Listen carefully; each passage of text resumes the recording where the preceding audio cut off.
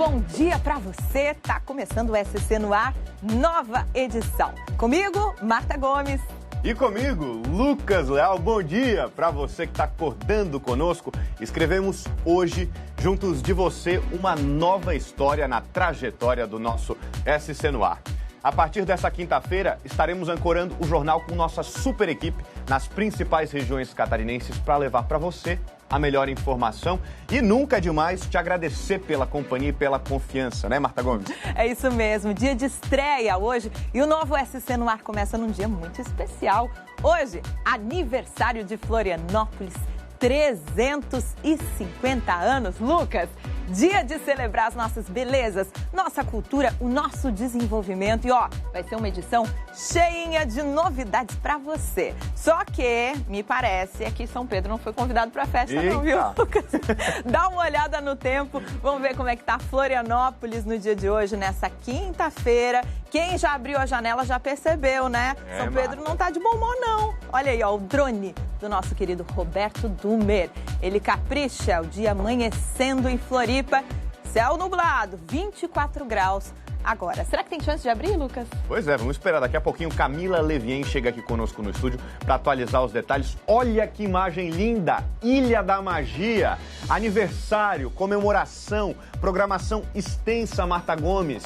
E aí, a gente tem a Escuna, a gente tem Nossa Velha Senhora, Ponte Hercílio Luz, dando um show. E mesmo que o dia esteja cinza, a programação não para, né? A gente vai ter muita novidade na nossa edição. Tudo azul aí na sua tela. Florianópolis amanhecendo no dia do aniversário. Não é qualquer dia que a gente completa 350 anos. 3 séculos e meio, Lucas. Exato. E a gente tem mensagens para chamar também. Você pode mandar sua mensagem no 489-9101-5028. Manda sua foto, sua comemoração. Quer mandar uma homenagem? A gente está esperando sua participação que é extremamente importante nessa edição histórica do nosso SC no ar. E olha, na edição de hoje você vai ver Santa Catarina volta a registrar alta na ocupação das UTIs neonatais. Pelo menos 5 regiões não têm leitos disponíveis. No setor adulto, problemas respiratórios também fazem aumentar a demanda por atendimento. Na capital, vereadores aprovam em primeiro turno o plano diretor de Florianópolis. Assunto para o comentarista Fábio Gadotti, que vai estar com a gente aqui ao vivo no nosso estúdio. E depois de 3 meses de busca, a polícia encontra 4 corpos de vítimas de chacina que ocorreu em janeiro em Joinville, na região norte.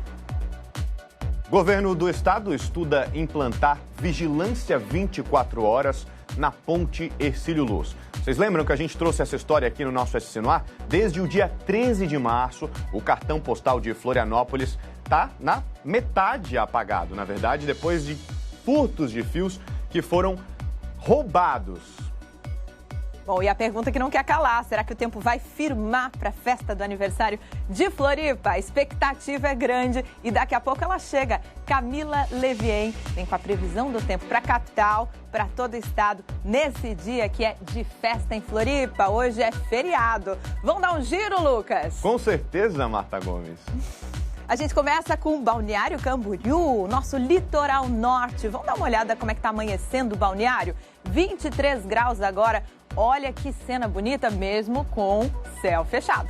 Pois é, gente, 23 graus na cidade, você de Balneário que está acordando com a gente, bom dia. Tem também Blumenau no nosso vale, coisa linda, olha só, o tempo parece já está um pouquinho mais aberto, parece estar um pouco mais claro na cidade agora, 23 graus, você do Vale do Itajaí, obrigado pela sua companhia e pela sua confiança. Tudo isso e muito mais você vai ver agora no nosso SC no ar.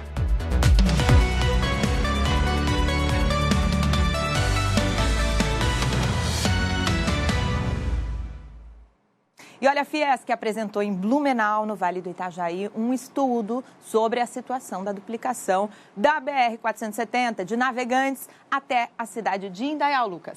Pois é, Marta, e a conclusão indica que sem os recursos necessários, a obra não tem prazo de entrega. A gente vai acompanhar na reportagem. O estudo avaliou 73 quilômetros e 200 metros, do quilômetro 0 em Navegantes até Indaial, e mostra que os lotes 3 e 4 são os mais atrasados, faltando 60% e 57% respectivamente. Trechos que compreendem a região de Gaspar, Blumenau e Indaial. As visitas foram feitas durante o mês de fevereiro e apontaram tudo o que ainda precisa ser feito. Isso inclui a execução de viadutos, muros de contenção, pavimentações e manutenções de locais já executados. Os dados mostram que são necessários 458 milhões e 600 mil reais para a conclusão dos 4 lotes analisados pela federação.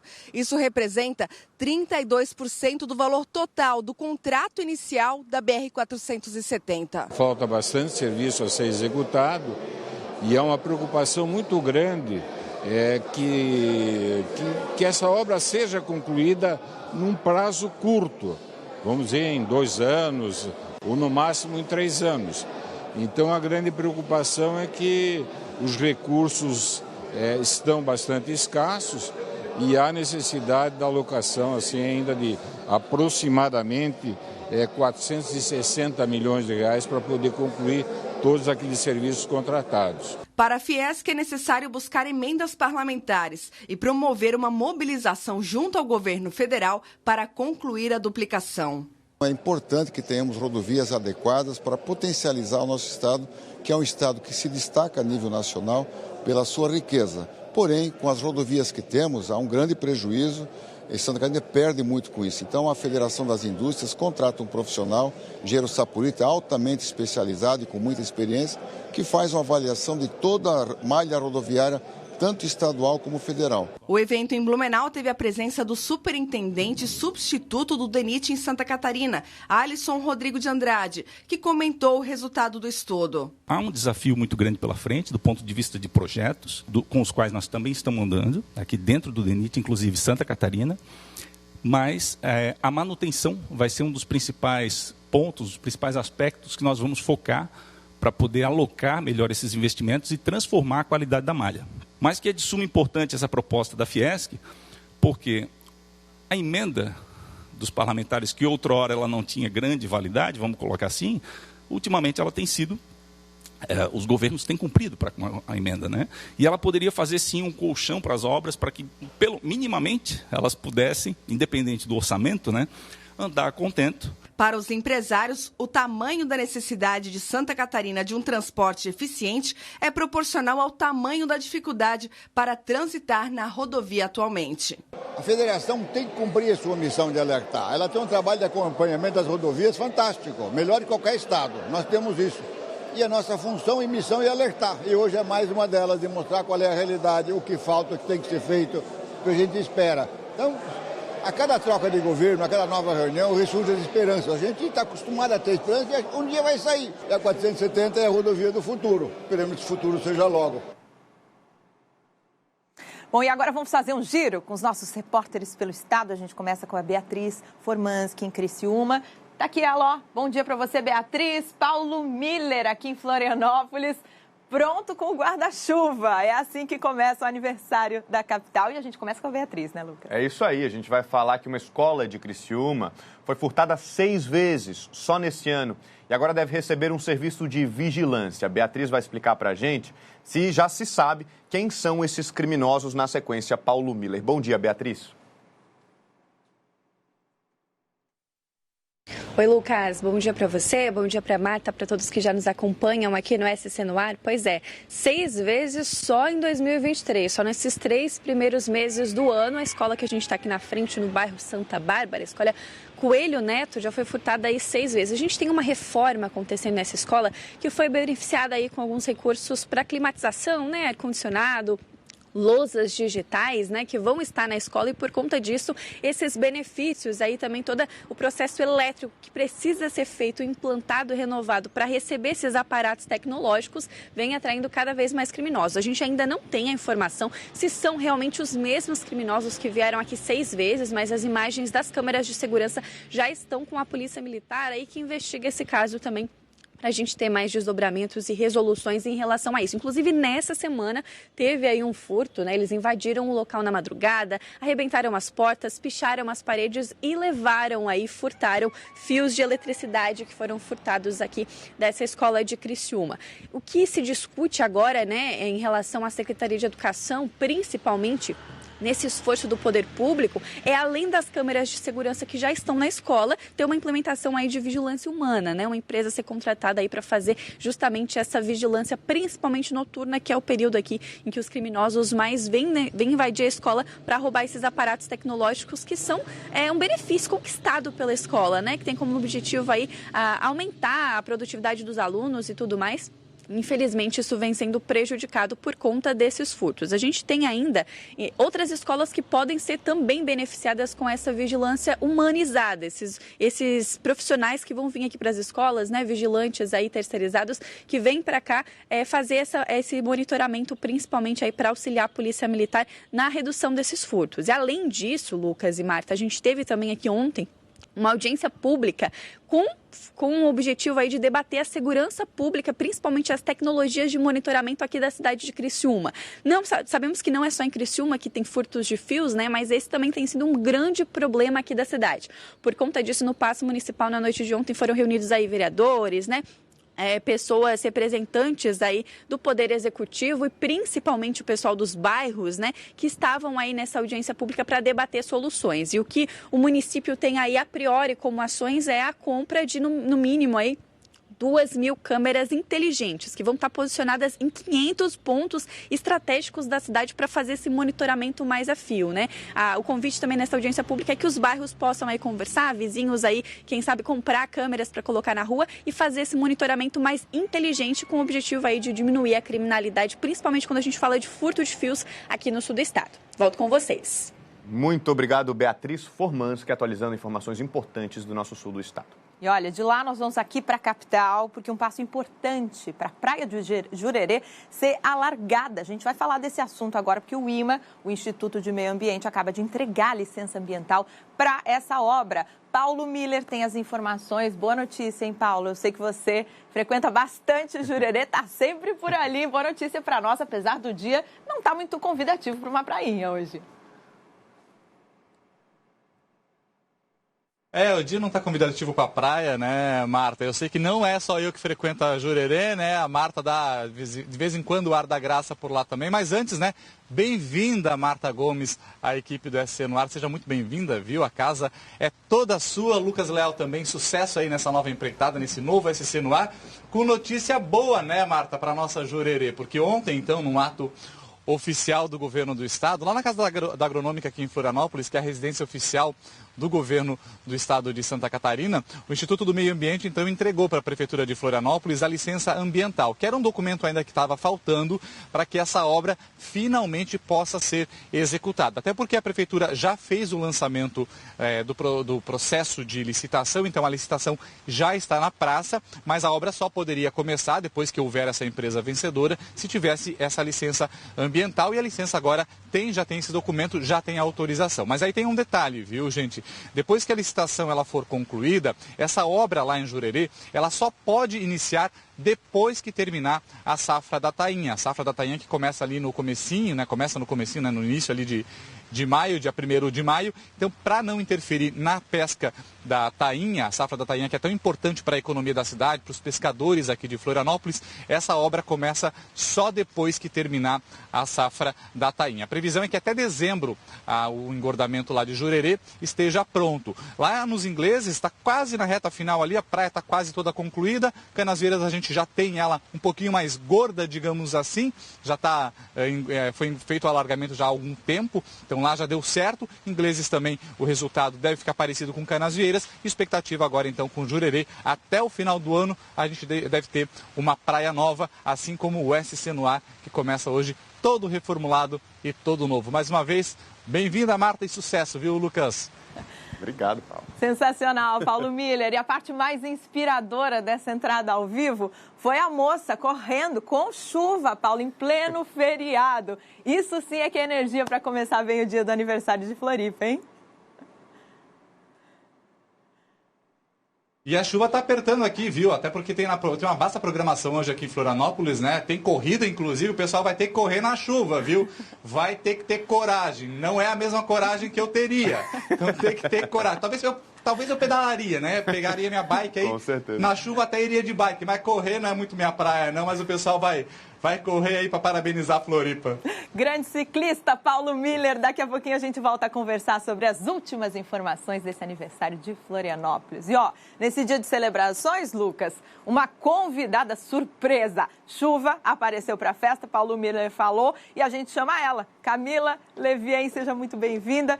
Tem chance dessa instabilidade dar uma trégua, Camila? Bom dia. Bom dia, Lucas. Bom dia, Marta. Bem-vindos ao SC no Ar. E que seja uma nova fase muito gostosa para a gente vivenciar juntos. Mas a chuva quis curtir com a gente esse novo momento e também essa festa aqui em Floripa. Aliás, essa chuva tem um motivo bastante específico. Nós temos a presença de muita umidade do mar. Afinal de contas, nós somos um pedacinho de terra perdido no mar, não é mesmo?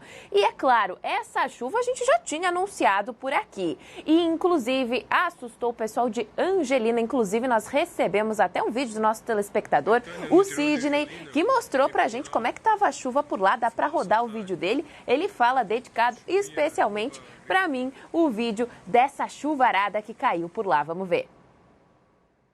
Oi, Camila. Aqui em Betânia, no interior de Angelina, temporal no final dessa tarde. Chuvinha é boa para a agricultura. Gente, o Sidney está comemorando porque ela é boa para a agricultura. O pessoal da festa aqui vai ter que ficar um pouquinho tristinho, porque essa chuva, ela resolveu ficar conosco e ela vai se manter não só em Florianópolis. Nós temos diversos pontos do estado que sofrem essa influência nessas primeiras horas da manhã. Então, vamos dar uma pequena voltinha por Santa Catarina. Vamos olhar Blumenau primeiro, Vale do Itajaí, que tem uma forte presença de nevoeiros no dia de hoje. 23 graus nesse momento em Blumenau. Essas nuvens se formam também por causa de toda essa instabilidade e do calor que deve se intensificar nas próximas horas. E olha, não tem cerração que baixa, que aparece. É cerração que baixa, sol que racha por lá, não. O ditado não deve se concretizar. Balneário tem bastante nebulosidade nesse momento também, se mantém com essa cara mais fechada, inclusive quanto mais próximo da costa, mais nuvens e mais chuva. Essa cara aí do céu já dita o tom da chuva que vai ser a nossa protagonista nesse dia de hoje. E é por isso que eu dou um checklist, um spoiler para vocês do que nós vamos ter no tempo. Quem vai sair de casa agora já fica preparado. O guarda-chuva é extremamente necessário, tem risco de pancadas a qualquer hora do dia e isso junto de temporais isolados. A chance é maior para esse tipo de transtorno no fim da tarde. Então já organiza o seu dia pensando nisso. E um aviso importante para o nosso litoral sul. Ventos intensos por lá hoje, até 55 km por hora. Daqui a pouquinho eu estou de volta, aí sim com a previsão completa para todas as regiões do estado. Obrigada, Camila. Traz logo uma boa notícia para a gente comemorar. Combinado. O pessoal da agricultura já comemora, Martinha. É isso aí. Viagem, né, Marta? Um grande desafio aqui para Santa Catarina. Verdade. Um grande abraço para ele, o Sidney Schmidt, que mandou um vídeo especial para nossa Camila Levien. Manda você também aí da sua região, celebrando, lamentando. A gente quer a sua participação. Homenagens para Florianópolis no 489-9101-5028. A gente espera muito, sempre, a sua participação. E olha, os eventos em comemoração ao aniversário, 350 anos da capital, começam daqui a pouquinho, 7 horas da manhã, faltam 9 minutos para isso, né? Pois é, Marta, e a corrida Chão da Cidade abre a programação. Os atletas já estão concentrados, tá certo, para a largada, com chuva ou sem chuva. Karina Kopp, conta pra gente como é que tá a expectativa. Bom dia, Karina. Oi, Lucas, Marta, bom dia para você, para todos que estão ligadinhos neste feriado aqui da capital catarinense, comemorando 350 anos de história. E eu estou aqui bem na região central, em frente ao Palácio Cruz e Souza, onde vai acontecer a largada da corrida Chão da Cidade. Por aqui é o momento aquele de concentração, né? Aquele momento de aquecimento para a largada que vai acontecer daqui a pouquinho. Os corredores estão lá dentro do palácio, o pessoal está por lá fazendo fazendo esse pré-aquecimento aí para essa largada, conversando, recebendo as últimas orientações, porque os percursos são de 5 e de 10 quilômetros. Então o pessoal sai aqui do Palácio Cruz e Souza, percorre diversas ruas até chegar na Ponte Hercílio Luz, voltam passando aí pelo Mercado Público e por outros pontos turísticos da cidade, porque essa é a ideia dessa corrida que acontece justamente no dia do aniversário do município. É levar essas pessoas que praticam corrida a correr por lugares que fazem parte da história do município. Então eles passam aí por lugares significativos, ruas que fazem parte de todo esse contexto histórico da nossa cidade, chegando na Ponte Hercílio Luz, né, que é o nosso cartão postal, voltando, passando por pontos turísticos como Mercado Público, Largo da Alfândega. Então é já uma corrida que está se tornando tradicional no dia do aniversário do município. Só na primeira edição a gente teve mais de 300 corredores. Hoje, mesmo com chuva, já dá para ver que tem bastante gente por aqui, muita gente se aquecendo, muita gente se organizando para essa corrida. Então o pessoal vai largar daqui a pouquinho, 7 horas da manhã. É o evento que abre as comemorações nesse dia oficial, né, que é o dia do aniversário do município de Florianópolis, porque a gente sabe que as comemorações já começaram no início da semana, com muita coisa bacana acontecendo em Floripa, e aí segue a programação ao longo do dia de hoje. Então a gente vai ficar por aqui, vai acompanhar essa largada que acontece daqui a pouquinho, ó, pessoal por aqui, também todo mundo organizado, Polícia Militar, Guarda Municipal, né, e o pessoal da organização do evento também, da ACIF, né, que é quem promove essa corrida chão na cidade, também por aqui fazendo essa organização e os últimos ajustes, os últimos detalhes. Muita gente na expectativa e nós também, né, de ver o pessoal fazendo essa largada em frente ao Palácio Cruz e Souza, aqui do ladinho da Praça 15, próximo da Catedral, que é aí a região central, a região leste, o centro histórico da nossa capital. Então essa é a programação que começa daqui a pouquinho, 7 horas da manhã, pessoal ali, ó, se aquecendo, se alongando, né?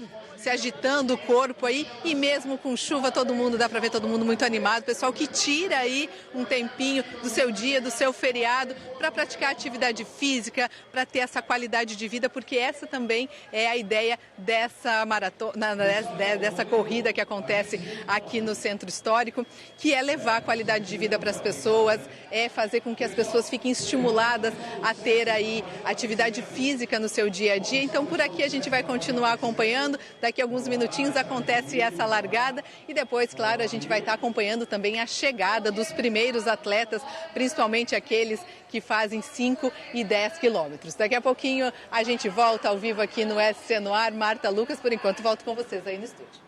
Opa, Karina Coupe, esse momento da chegada é emocionante demais. Espero que dê pra gente mostrar no exato momento em que os atletas passam, né, a linha de chegada, um momento emocionante. O bom da corrida é que o pessoal não precisa nem ir de carro, né, já vai correndo para se esquentar. Marta Gomes. A moça que passou ali na entrada ao vivo do Paulo Miller certamente estava indo para aí. E se a chuva voltar, Karina, que seja para abençoar todos esses atletas aí que estão dando lição para muita gente, esporte e saúde. Eu sei que a Karina também é atleta do CrossFit, hein? Tá mandando muito bem. Obrigada, Karina. Até já aqui no SC no Ar, tá?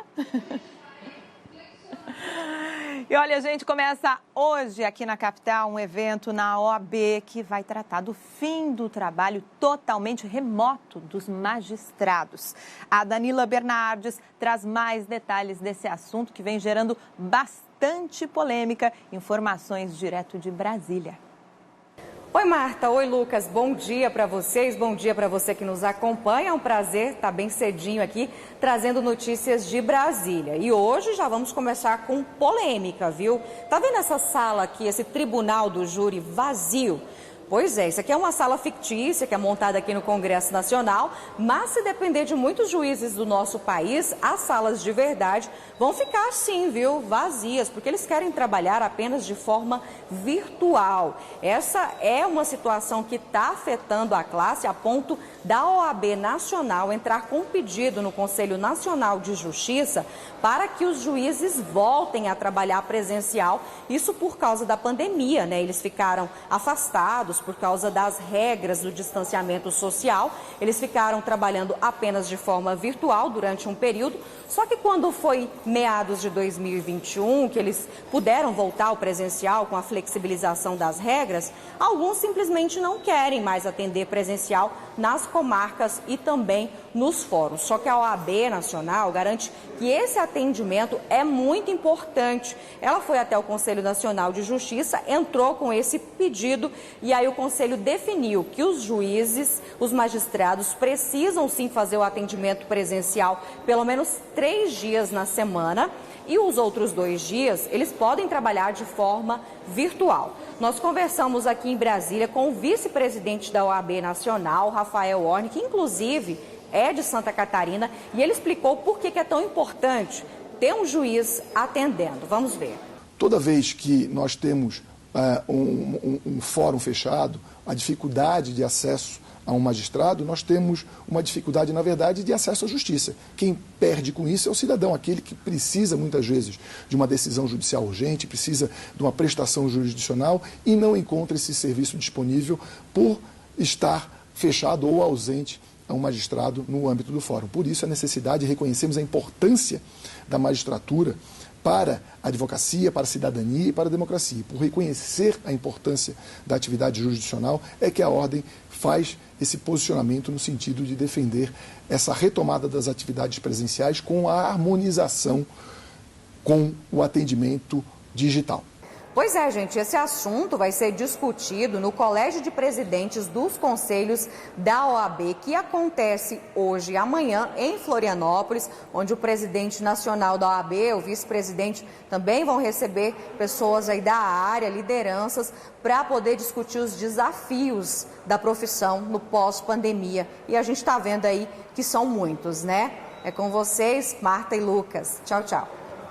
Sem dúvidas, desafios que precisam ser superados. Obrigado, Danila Bernardes, atualizando informações direto de Brasília. E agora a gente muda um pouquinho de assunto e fala sobre o governo do estado, que criou uma comissão para estruturar o turismo de cruzeiros aqui em Santa Catarina. Só nessa temporada, mais de 60 navios devem passar pelo nosso litoral. A primeira reunião ocorreu nesta quarta-feira entre o governador Jorginho Melo, o secretário de Turismo Evandro Neiva e o presidente da Associação Brasileira de Cruzeiros Marítimos, Marco Ferraz. A comissão vai trabalhar para ampliar o número de possíveis roteiros para escalas de navios em Santa Catarina e reforçar a relação do governo do estado com o setor turístico. Nós temos muitos municípios prontos, com belezas naturais, e querendo trazer esses navios com pouco conhecimento e com pouca relação. O Estado vai interferir nisso, vai criar essa relação e vai fazer com que Santa Catarina tenha mais pontos de operação dos transatlânticos e é que a gente possa, a cada ano, ampliar. Santa Catarina deve fechar a temporada 2022-2023 com o registro de 64 escalas de cruzeiros em 3 cidades do litoral norte. São elas Itajaí, Balneário Camboriú e Porto Belo. A expectativa é que para a próxima temporada o número de navios aumente para 112, assim como o número de leitos cruzeiristas disponíveis, que atualmente é de 200 mil. A gente vai subir 71% para a próxima temporada. A gente ultrapassa 350 mil leitos no estado. O potencial é enorme, novos destinos, estamos conversando aí agora com o apoio do secretário e do governador para tentar ampliar os destinos no estado. Geograficamente a gente está muito bem situado aqui no estado, tanto entre Argentina, Uruguai e o Sudeste, então muitos roteiros, muitas possibilidades. Nós somos realmente uma potência para cruzeiros marítimos. Sensacional. Você pode participar do nosso WhatsApp. Participe do nosso SC no ar. Tá aí, 489-9101-5028 é o nosso número. Anota e manda sua mensagem com um parabéns para a nossa capital. Daqui a pouquinho a gente mostra algumas mensagens da sua participação. Já está aqui, produção? Daqui a pouquinho, vamos fazer mistério. Vai mandando, gente. Tem uma pausa rápida para o nosso JR 24 horas. 3 minutinhos, não sai daí, já a gente está de volta.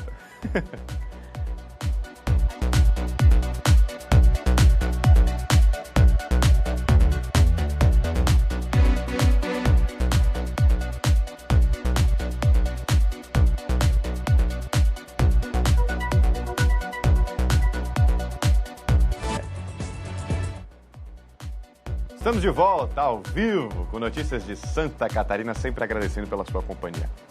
Bom, e a gente faz agora um giro de informações. Os nossos repórteres estão espalhados pelo estado aqui na nossa tela. Olha que legal, Juliana Seni em Itajaí, Isabela Correia em Joinville e Moisés Stucker em Blumenau. A gente começa falando de saúde, né, Lucas? Exatamente, Marta. Santa Catarina voltou a registrar alta na ocupação dos leitos de UTI neonatal. Só para vocês terem uma ideia, 5 regiões estão lotadas e uma delas é a da Juliana, não é? Bom dia, Juliana.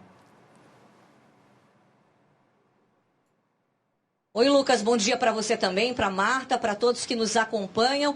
Pois é, uma situação preocupante que acontece em todo o estado de Santa Catarina, mas afeta principalmente a nossa região aqui do litoral norte e também especialmente os leitos de UTI neonatal. Para se ter uma ideia, nós temos no estado 225 leitos ativos e 220 estão ocupados. A gente está falando de uma taxa de ocupação de mais de 97%.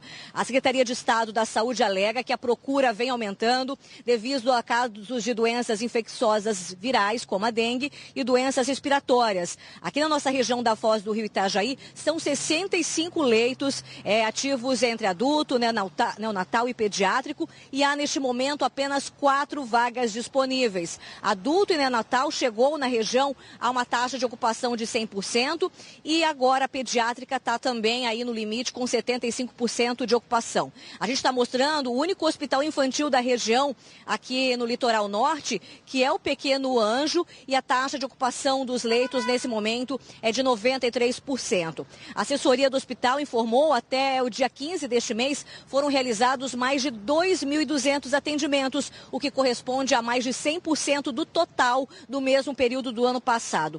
Entre fevereiro e março, o número de atendimentos também dobrou. O Hospital Marieta de Itajaí também enfrenta uma situação parecida, está com 80% de ocupação aí dos leitos e a maioria são pacientes clínicos, cardíacos e também neurológicos. Situação parecida também na cidade vizinha, o Hospital Ruth Cardoso de Balneário Camboriú está superlotado, ao ponto da prefeitura, da direção do hospital emitir uma nota dizendo que neste momento o hospital registra superlotação no pronto-socorro e também no setor de pediatria e UTI neonatal. O governo do estado anunciou na segunda-feira algumas medidas, né? A gente lembra disso. Seria aí o repasse de 10 milhões de reais para os municípios, para que os municípios ampliassem o atendimento nas unidades de saúde, para também deixar de sobrecarregar os hospitais. Mas, Lucas e Marta, a gente sabe que o problema das UTIs é bem maior. Ele acaba estourando realmente em situações como essa, desde a porta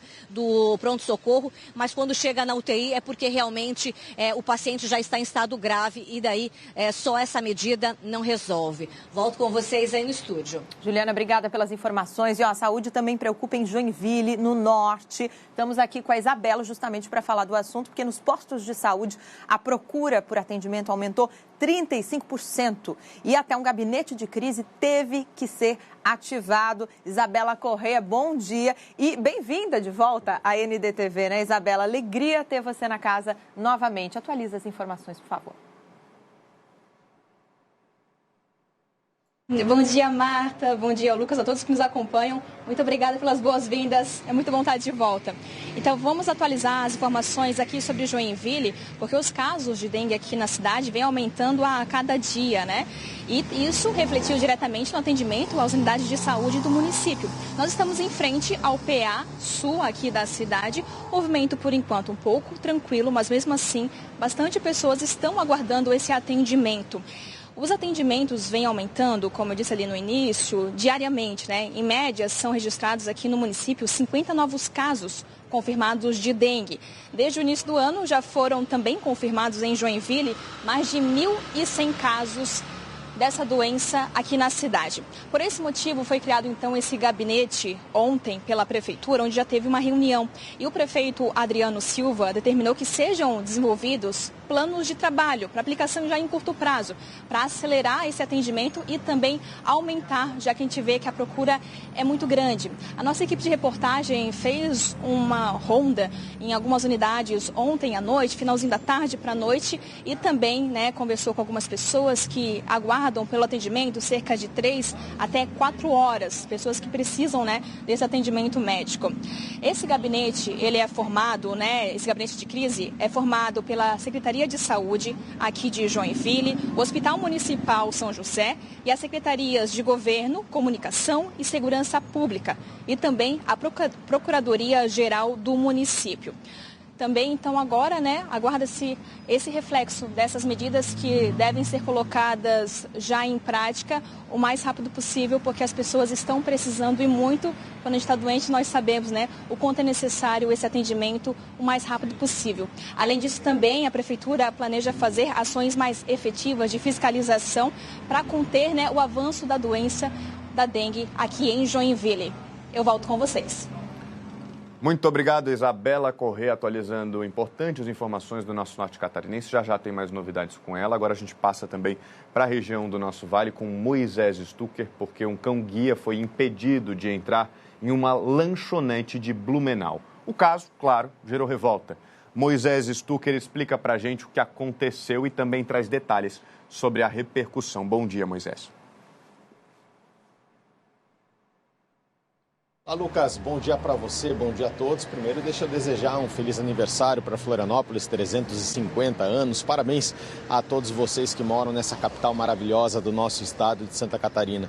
Agora, voltando a falar desse caso aqui, gerou revolta, sim, gerou comoção também na cidade de Blumenau. Não é a primeira vez que isso acontece aqui. Um casal foi impedido de entrar com um cão-guia numa hamburgueria aqui no bairro Itopava Norte, na cidade de Blumenau, Mesmo informando a proprietária sobre a legislação que permite a entrada e permanência de cães-guias em qualquer estabelecimento, eles foram barrados, infelizmente. O animal, que é um cachorro da raça labrador, estava totalmente identificado, Estava com a coleira, com a plaquinha de cão-guia, com o colete, inclusive o casal de tutores que treina o animal estava com a carteirinha, identificando que esse cachorro estaria em treinamento para ser um cão-guia. Mesmo assim, eles foram impedidos de entrar no estabelecimento.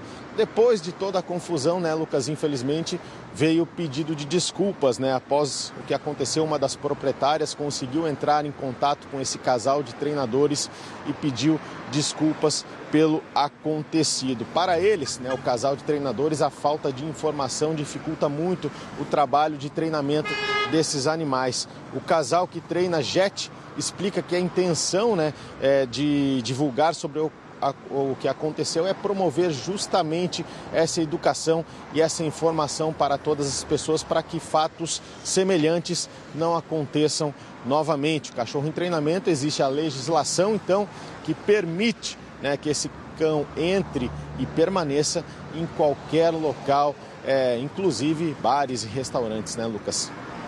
Importante, Moisés, você trazer essas informações, porque cão-guia é assunto muito sério, viu? Tem bastante desinformação, Moisés, sobre esse assunto. Vamos voltar a trazer, produção? Vamos voltar a trazer esse assunto de novo. Acho que vale pautar o SC no ar com essa temática. Moisés esclarecendo aí mais essa notícia importante. Moisés, obrigada, viu, pela sua participação. Daqui a pouquinho a gente volta a conversar e atualizar sobre mais informações do Estado nessa quinta-feira.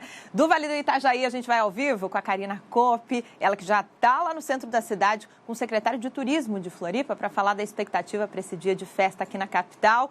É feriado em Floripa, Karina Kopp, e a festa é grande, Começa hoje, não tem hora para acabar. Exatamente, Marta. Começou agora oficialmente com a largada da Corrida Chão da Cidade e agora a programação segue ao longo do dia. Por isso eu coloquei o secretário na chuva aqui, porque o prefeito Topázio foi correr. O secretário Ed ficou aqui comigo para a gente conversar um pouquinho nesse dia especial. Secretário, a primeira pergunta que acho que todo mundo está fazendo é: está chovendo? Programação linda que a prefeitura programou para esse dia. alguma alteração por conta da chuva? Bom dia. Bom dia a todos. Na verdade, não tem nenhuma programação que vai mudar. A eventualidade da chuva, se Deus quiser, vai ficar até meio-dia na nossa previsão e depois a gente continua com toda a maratona cultural, com todas as apresentações. Daqui a gente já vai para o Rio Vermelho para fazer a entrega da escola e do centro de saúde e uma série de atividades. A gente tem toda a apresentação de carros antigos na cabeceira da ponte e na ponte que vão ficar estacionados para fazer fotos, apaixonados por carros antigos. Então tem uma série de atividades onde eu fico muito agradecido por toda a cobertura desse novo momento, né? Onde os 350 anos, juntamente com o Grupo ND, a gente vai poder mostrar todo o charme, cada cantinho. E a corrida é isso, né? É passar pela cultura da nossa cidade e mostrar o valor que ela tem para quem não costuma no dia a dia estar aqui.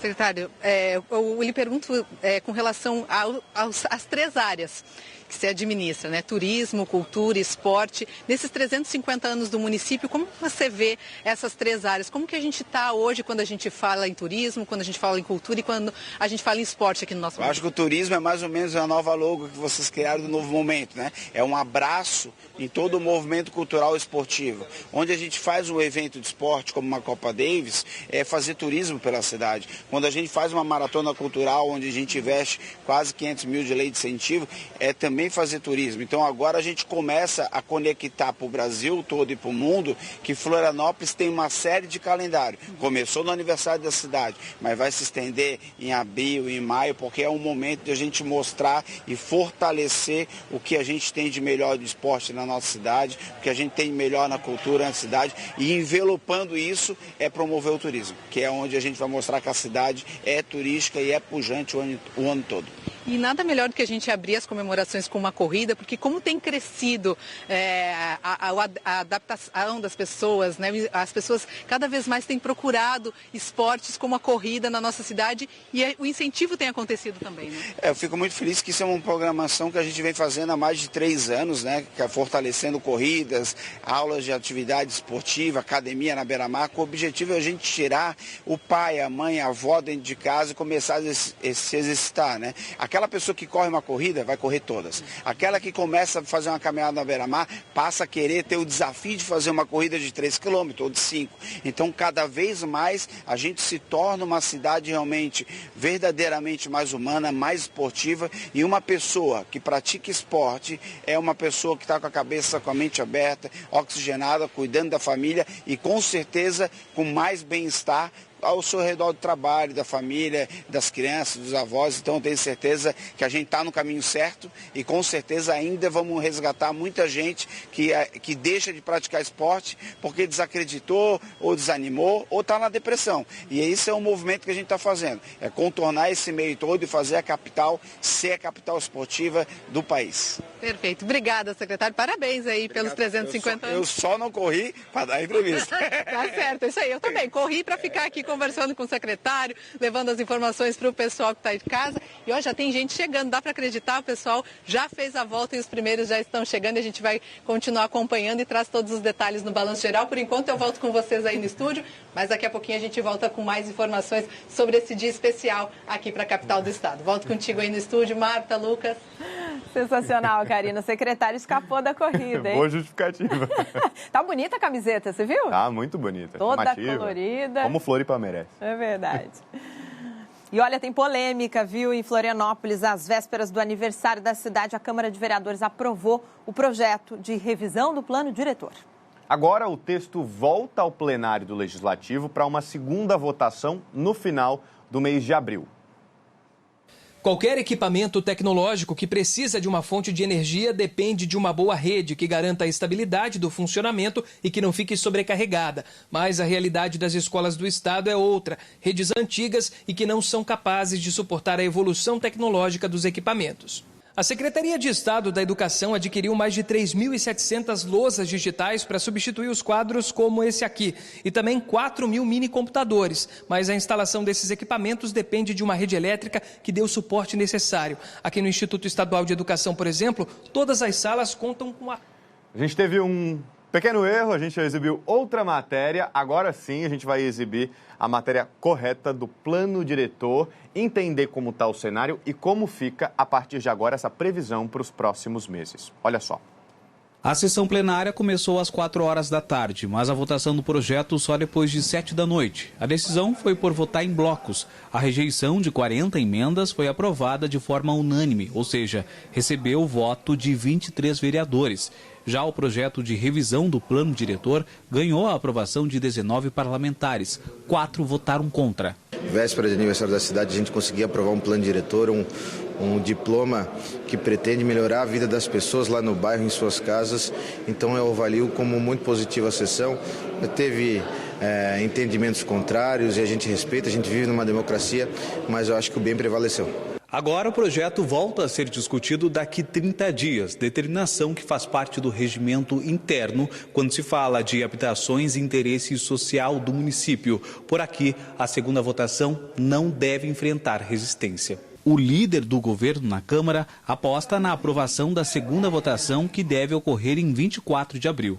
Será tranquilo, né? Porque nós entendemos quem hoje assumiu esse compromisso com a cidade em ter essa melhora, evidentemente que não vai para casa e depois vai modificar em 30 dias a sua forma de pensar e a sua forma de agir. A Câmara de Dirigentes Lojistas da capital acompanhou a discussão. A entidade acredita na aprovação do projeto revisor.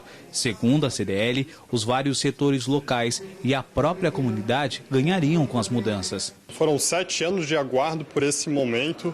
O plano diretor ele é fundamental para que a gente consiga organizar o crescimento sustentável da cidade. A gente vê aqui para o nosso centro de Florianópolis, para entrar como exemplo, é a questão da zona mista, né? Então a gente tem uma região onde vários imóveis estão fechados hoje, que esses imóveis poderão ser tanto área comercial quanto área residencial. Isso vai fazer com que as pessoas morem no centro, consigam usufruir desse espaço e trazer circulação para várias regiões de Florianópolis. Então a gente sai daqui muito feliz.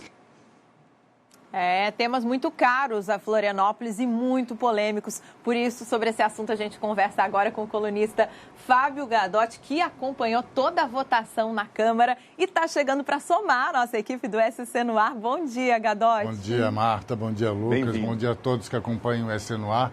Primeiro, quero dizer que é um privilégio começar esse dia especial com vocês, um dia de mudanças aqui na NTV, de inovação e de aniversário da capital, né, de comemoração dos 350 anos. Realmente, eu acompanhei a votação ontem. A votação foi um marco histórico, dá para falar isso, né? Depois de muita discussão dentro e fora do Legislativo. Eu considero que a Câmara não se intimidou diante das pressões, né, de uma minoria barulhenta que tentou travar o processo o tempo todo. Quem acompanhou a cobertura aqui do Grupo ND percebeu isso, né? A cidade precisa dessa revisão. O texto que foi aprovado ontem em primeira votação não é perfeito, não vai resolver todos os problemas da cidade, é claro, mas é um avanço. Eu destaco algumas coisas, por exemplo, a simplificação das normas, a segurança jurídica para quem quer empreender e construir aqui em Florianópolis e as centralidades, o estímulo às centralidades. O que é isso? São bairros autônomos, né? Para permitir que os moradores consigam resolver tudo ou quase tudo perto de onde moram. É aquele conceito da cidade de 15 minutos, né? As pessoas deveriam conseguir fazer tudo a pé ou de bicicleta e no máximo 15 minutos, sem precisar se deslocar sempre, todo dia, para o centro da cidade. Isso aí é uma das questões que pode amenizar, por exemplo, o problema da mobilidade. Sensacional. Você, por exemplo, é um privilegiado, mora bem no centro, ali pertinho da Avenida Beira-Mar. Tudo que a gente vai combinar com o Fábio Gadotti, ele chega rapidinho. Coisa boa se todos tivéssemos esse privilégio, né? Exatamente. Mobilidade. Mas a cidade real não é assim, né? Ela é espalhada, né? Então precisa de algumas ferramentas para pelo menos amenizar esses problemas. Essas discussões também acabam acompanhando esse conceito de cidades inteligentes, cidades humanas, né? Que Florianópolis tenta sempre caminhar junto, menos trânsito, né? Menos precisar se deslocar de um bairro para o outro. Então, isso é interessante de ver o plano diretor se adequando, né? Esses novos conceitos necessários. Exatamente. Incluir inovação, né, nessas ferramentas aí para tentar melhorar a qualidade de vida das pessoas. Bom, tem polêmica, mas Fábio Gadotti também chega num dia de festa. Como é que Florianópolis chega aos 350 anos? Eu vou começar falando justamente da qualidade de vida. Florianópolis chega com muita coisa para comemorar, né, nesses 350 anos. Eu considero assim. Uma das questões é a qualidade de vida. A cidade é reconhecida por ter uma boa qualidade de vida. Inclusive, é isso que acaba trazendo milhares de moradores novos a cada ano para a cidade, né? Agora, tem muito mais, né? é uma cidade que tem uma economia criativa forte, né, que está em franca expansão, tem um ecossistema tecnológico e de inovação que é referência no país, inclusive que rendeu à cidade o apelido de Ilha do Silício, né?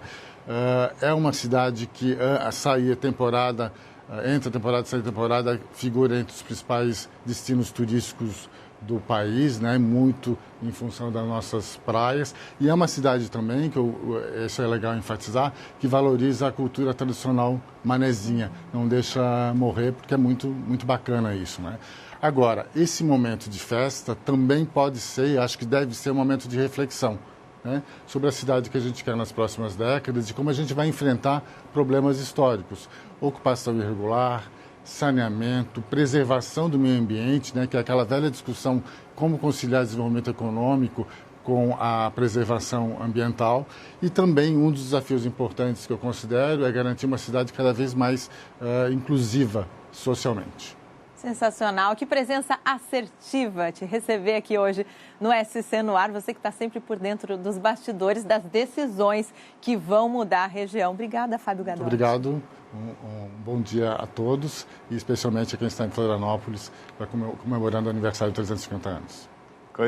Bom dia de festa. É isso aí, coisa linda. E claro, os destaques da coluna do Fábio Gadotti se acompanha também no ndmais.com.br. Sempre desejando um bom dia para você e toda a nossa equipe que está junto conosco aqui.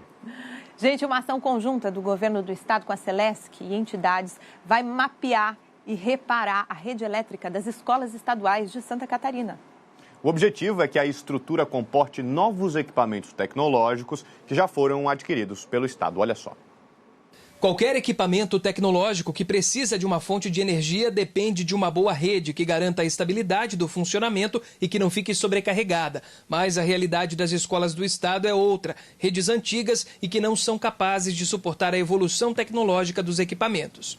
A Secretaria de Estado da Educação adquiriu mais de 3.700 lousas digitais para substituir os quadros como esse aqui e também 4.000 mini-computadores. Mas a instalação desses equipamentos depende de uma rede elétrica que dê o suporte necessário. Aqui no Instituto Estadual de Educação, por exemplo, todas as salas contam com ar-condicionado, mas se ligar o equipamento, a energia cai. A rede elétrica hoje existente é lá da construção da escola, do instituto, lá do final da década de 60 e início dos anos 60. Então está sendo feita, né, uma remodelação, está sendo feita rede nova, estão sendo feita substituição de muitos fios em muitos locais. Então eles não suportam a carga de você instalar aparelhos de ar-condicionado para que possa climatizar a escola como um todo. Por isso, uma parceria entre a Secretaria de Educação com a Celesc, Centrais Elétricas de Santa Catarina, e a ACAF, Associação Catarinense das Fundações Educacionais, visa mapear as redes em 700 escolas do estado, para assim garantir que o sistema funcione de forma adequada. Então é nesse momento que entram as universidades da ACAF com seus cursos de engenharia elétrica e engenharia civil também, que tem as disciplinas de instalações elétricas, fazendo um levantamento e um projeto elétrico necessário para essas instalações. A equipe da Celesc pretende verificar todas as melhorias necessárias para garantir que a rede de energia que chega às escolas seja suficiente para atender cada instituição. Então a Celesc tem 16 regionais, né? São 16 regionais que estão distribuídas em Santa Catarina. Então cada regional vai atuar mais próximo das escolas públicas estaduais da sua região. Um termo de compromisso será assinado entre todas as instituições em até 30 dias. Por isso, não existe um prazo para que as primeiras escolas sejam contempladas ainda. Mas a diretora de infraestrutura da Secretaria de Educação garante que tudo será feito da forma mais ágil possível. Essa colaboração técnica ela vai ser para a aprovação dos projetos, para a gente conseguir licitar a execução. Então, são 2 momentos. Primeiro, fazer os projetos e depois licitar a obra. As escolas que ainda não receberam os equipamentos vão ser contempladas de acordo com o cronograma do governo. Todo equipamento tecnológico e digital é bastante importante para ter interação com os alunos. No caso da lousa, muito mais, porque ele abre um leque grande de possibilidades de a gente interagir com a disciplina, com o conteúdo que está sendo falado, que está sendo passado para o aluno. Tem ar-condicionado, tem essas lousas digitais, tem a parte de data shows, né? Então, tem toda uma infraestrutura que pode auxiliar e melhorar, né, o aprendizado e também facilitar o professor no repasse do seu conhecimento. Importantíssima essa revisão estrutural das escolas, né? Desde questões muito elementares, como a própria fiação elétrica, até a tecnologia que chega com tudo, com as lousas digitais. Né? Exato, estamos falando de infraestrutura, né, Marta? Ela não só fortalece o setor educacional, como também prepara os estudantes para o mercado de trabalho, que vem logo depois, né? Tecnologia está aí nas nossas vidas e todos precisamos saber lidar com ela. 7h28, a gente vai para um rápido intervalo. A gente sai ao vivo com imagens de Joinville, norte do estado. Tá aí para você, céu nublado, 24 graus agora.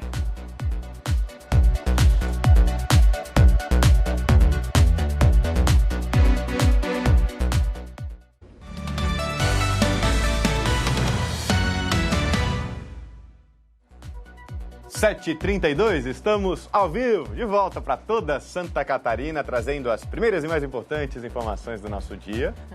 E a pergunta que não quer calar, porque ela está chegando. Camila Levien, muita gente está acordando agora e quer saber se a chuva vai ou não estragar a festa do aniversário de Florianópolis. Olha, gente, ela quis comemorar conosco. Vamos pensar assim, que ela quis também curtir esse aniversário e vai ficar. Não tem outra. Quem sabe faz algo temático, um guarda-chuva especial, já bota uma capa para quem quer fazer a programação ao ar livre. E eu devo dizer, não é todo mundo que está sofrendo com essa cara triste por causa da chuva. Quem queria chuva não vai receber. E quem não queria, é aquela história de ser do contra de São Pedro, tá ganhando todinha ela. É a faixa leste, porque a gente está com uma influência no tempo aqui no estado, que é a tal da circulação marítima. E o que ela faz? Ela favorece a formação de nuvens em toda a costa do nosso estado.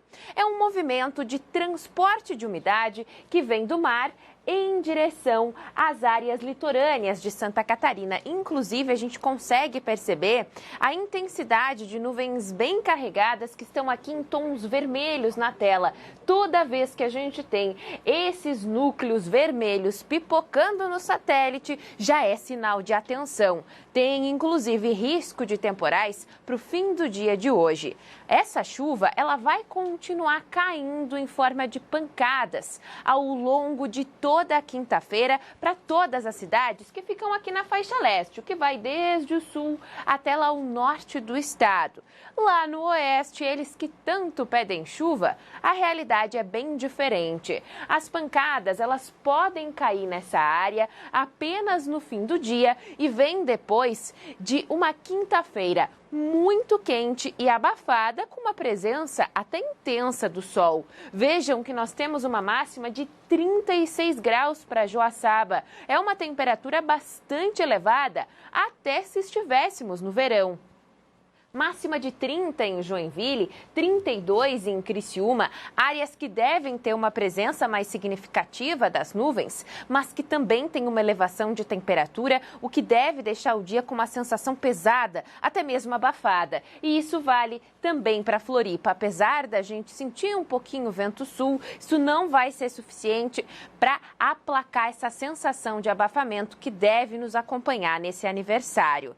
Para amanhã, aí sim, ele aparece. O sol, que foi tanto pedido para esse aniversário, quer dar as caras só no sextou e não vem sozinho. Esse retorno dele, depois de um dia com muita umidade, que está presente no ar e ainda também com a influência da circulação marítima, cria tudo um ambiente bastante favorável para aqueles temporais muito semelhantes aos que a gente vê no verão, que caem no entardecer. E as temperaturas continuam com a cara da estação mais quente do ano, passam dos 30 em quase todas as regiões. Vejam que, mais uma vez, o oeste é o destaque quando o assunto é aquecimento. 34 graus em Chapecó e também em Caçador. Joaçaba promete 35 de máxima. Temos 30 em Floripa, 33 lá em Joinville. E Blumenau e Criciúma empatam com 32 graus. Até na Serra, em Lages, 31 graus previstos para sexta-feira.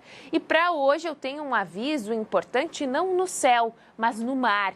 Ele vai ficar bastante agitado, então Pescadores, surfistas, fiquem ligados, especificamente quem está no sul de Santa Catarina, temos picos de 2,5 metros de altura mais próximos a costas que estão previstos para hoje. Amanhã isso diminui um pouquinho, então nós vamos permanecer com uma oscilação de até 2 metros. Ainda assim, ela é um pouco mais intensa do que é característico e pede um pouco de atenção para a navegação. Vamos dar uma espiadinha em como é que estão as condições no sul do estado? Já que é por lá que a gente tem ondas mais intensas.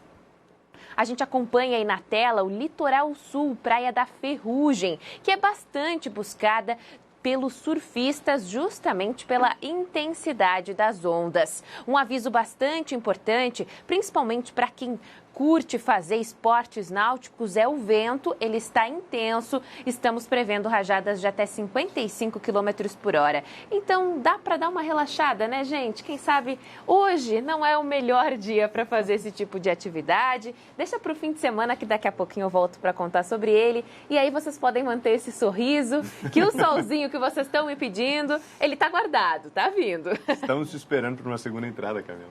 Combinado, até daqui a pouco. Até já, Camila Levi, trazendo os detalhes da previsão para essa quinta-feira. O governo do estado de Santa Catarina está estudando a possibilidade de instalar uma guarita 24 horas para assegurar mais segurança na ponte Hercílio Luz, aqui na capital, assunto mais do que necessário, porque a gente está acompanhando uma situação bastante complicada por lá, né, Marta? Aquela história dos fios, Lucas, os fios que levam iluminação para a ponte estão sendo alvo de furtos desde as últimas semanas. O Paulo Miller está acompanhando já há vários dias. Atualiza para a gente as informações, Paulo. Vamos lá, o que foi definido, né? Ontem teve uma reunião, né, entre a Secretaria de Infraestrutura do Estado, a Secretaria de Segurança Pública do Estado, a Secretaria de Segurança Pública de Florianópolis, Ministério Público, para tentar chegar em algum denominador comum para melhorar a segurança por aqui. Não só aqui nessa ponte, viu, Lucas e Marta? É porque o roubo de fios, furto de fios, não acontece só aqui. Tem na ponte Pedro Ivo Campos, na ponte Colombo Salles também, lá na passarela da Pedro Ivo Campos, a gente acompanhou bastante, né? Quebraram tudo lá também, as luminárias da passarela de pedestres. Então, há algumas decisões que foram tomadas nessa reunião. Duas delas, principalmente, a curto prazo.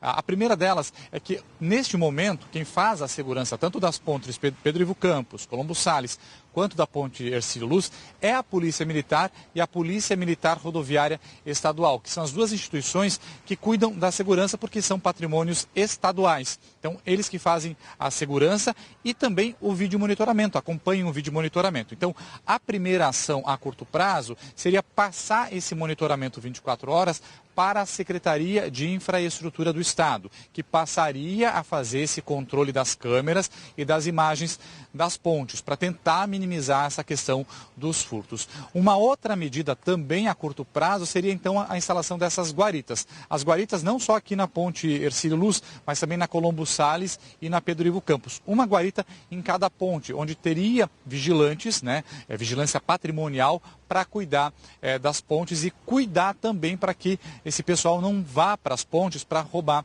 e furtar esses fios, né? A ponte Hercílio Luz foi a mais recente que teve esse furto lá no dia 13, 1.680 metros de fiação elétrica, quase 2 quilômetros, gente, de fios elétricos danificados. Boa parte desses 1.680, de acordo com a Secretaria de Infraestrutura, foram furtados e uma outra parte está danificada. Então precisa ser trocado todo o cabeamento ali. Então metade da ponte, que fica ali da metade da ilha pro continente, está às escuras, porque não tem fio. A Secretaria de Infraestrutura ainda não tem um prazo para fazer esse conserto, porque os dutos por onde passa todo esse cabeamento também foi danificado, as caixas de passagem, então está sendo feita uma licitação para poder contratar uma empresa para poder fazer o reparo. Então, até lá, a ponte permanece metade dela nas escuras, com um reforço durante 24 horas na segurança por parte da Polícia Militar Rodoviária, que intensificou as rondas aqui pela ponte Hercílio Luz. Uma outra informação bastante importante que foi confirmada pela Secretaria de Infraestrutura, né, é o prejuízo financeiro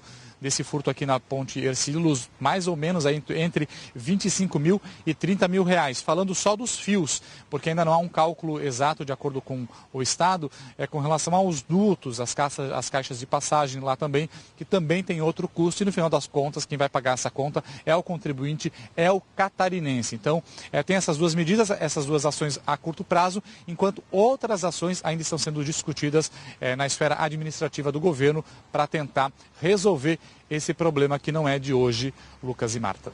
Pois é, Paulo, ficamos todos surpresos essa semana com a quantidade de fios. 2 quilômetros de fiação é muita coisa e ninguém viu, não tem câmeras na região. Por que precisa instalar uma guarita física, né? As câmeras não estão dando conta. Quem são esses criminosos que estão levando tudo isso? São as perguntas que ficam. A gente vai continuar monitorando tudo isso, não é, Paulo? Na verdade, câmeras existem, né, Marta? Tem câmeras aqui na ponte. Inclusive, as câmeras flagraram as pessoas que furtaram esses fios aí. Agora tem um processo de investigação para tentar identificar quem são essas pessoas, né? Há uma informação também que a gente recebeu de bastidores que esses fios aqui foram levados lá para o Morro da Caixa.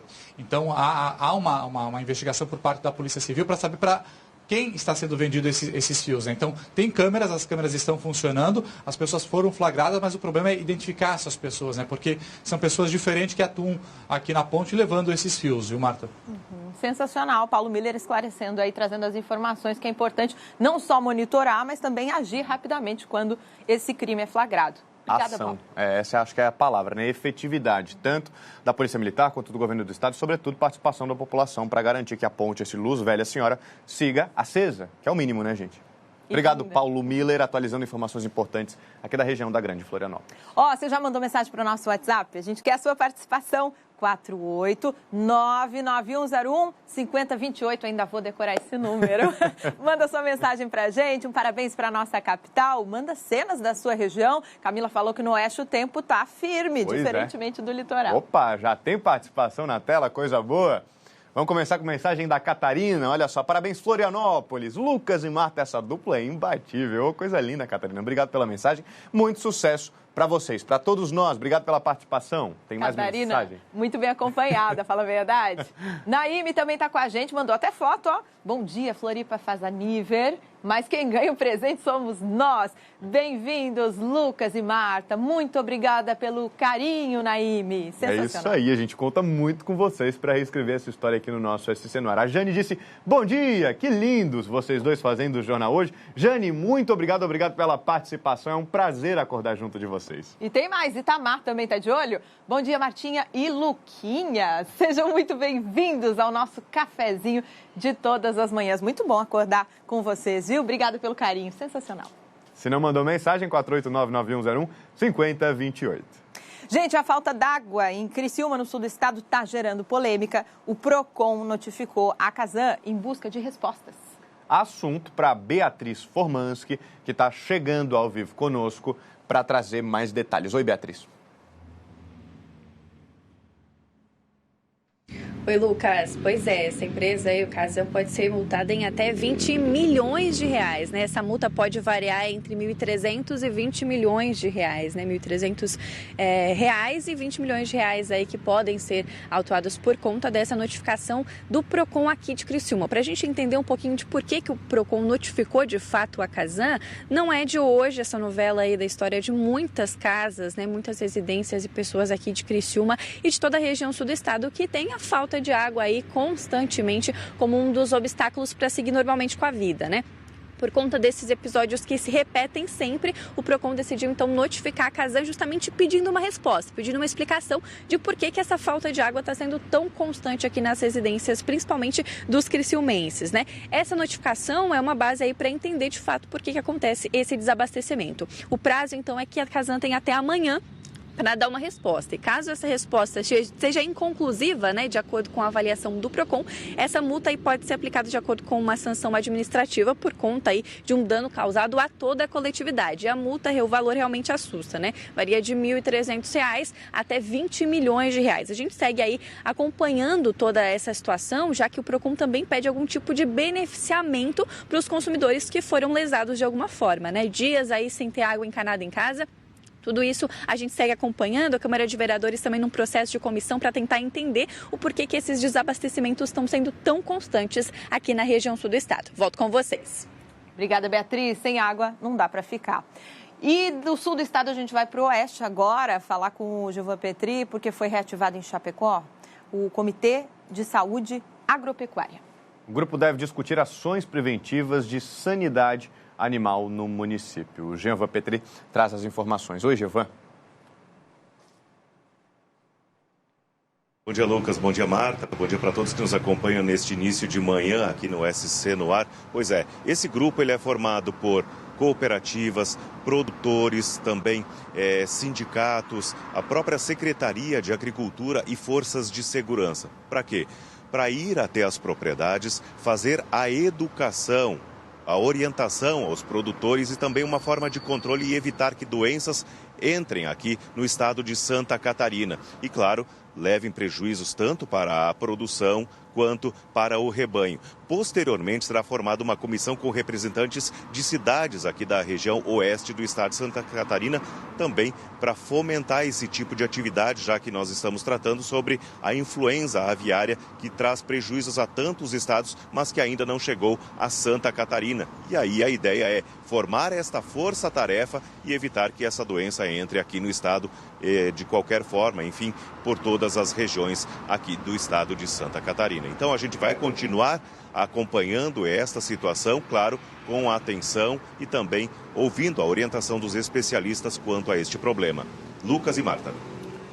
Pois é, Gilvan, a gente precisa prestar atenção nisso. Santa Catarina tem status de qualidade quando a gente fala de saúde animal, de agronegócio e agropecuária, né? Então, consequentemente, a gente está falando de saúde pública e também de produtos que têm reconhecimento nacional e internacional. E agora tem um recado para você. Dá só uma olhada no recado da Nacional G3. A gente faz agora um rápido intervalo. Não sai daí, porque a gente sai com imagens ao vivo de Gaspar, onde agora faz 23 graus. Céu nublado na cidade do Vale do Itajaí. Faltam 11 minutinhos para as 8 horas da manhã. Daqui a pouquinho tem mais informação e mais previsão do tempo.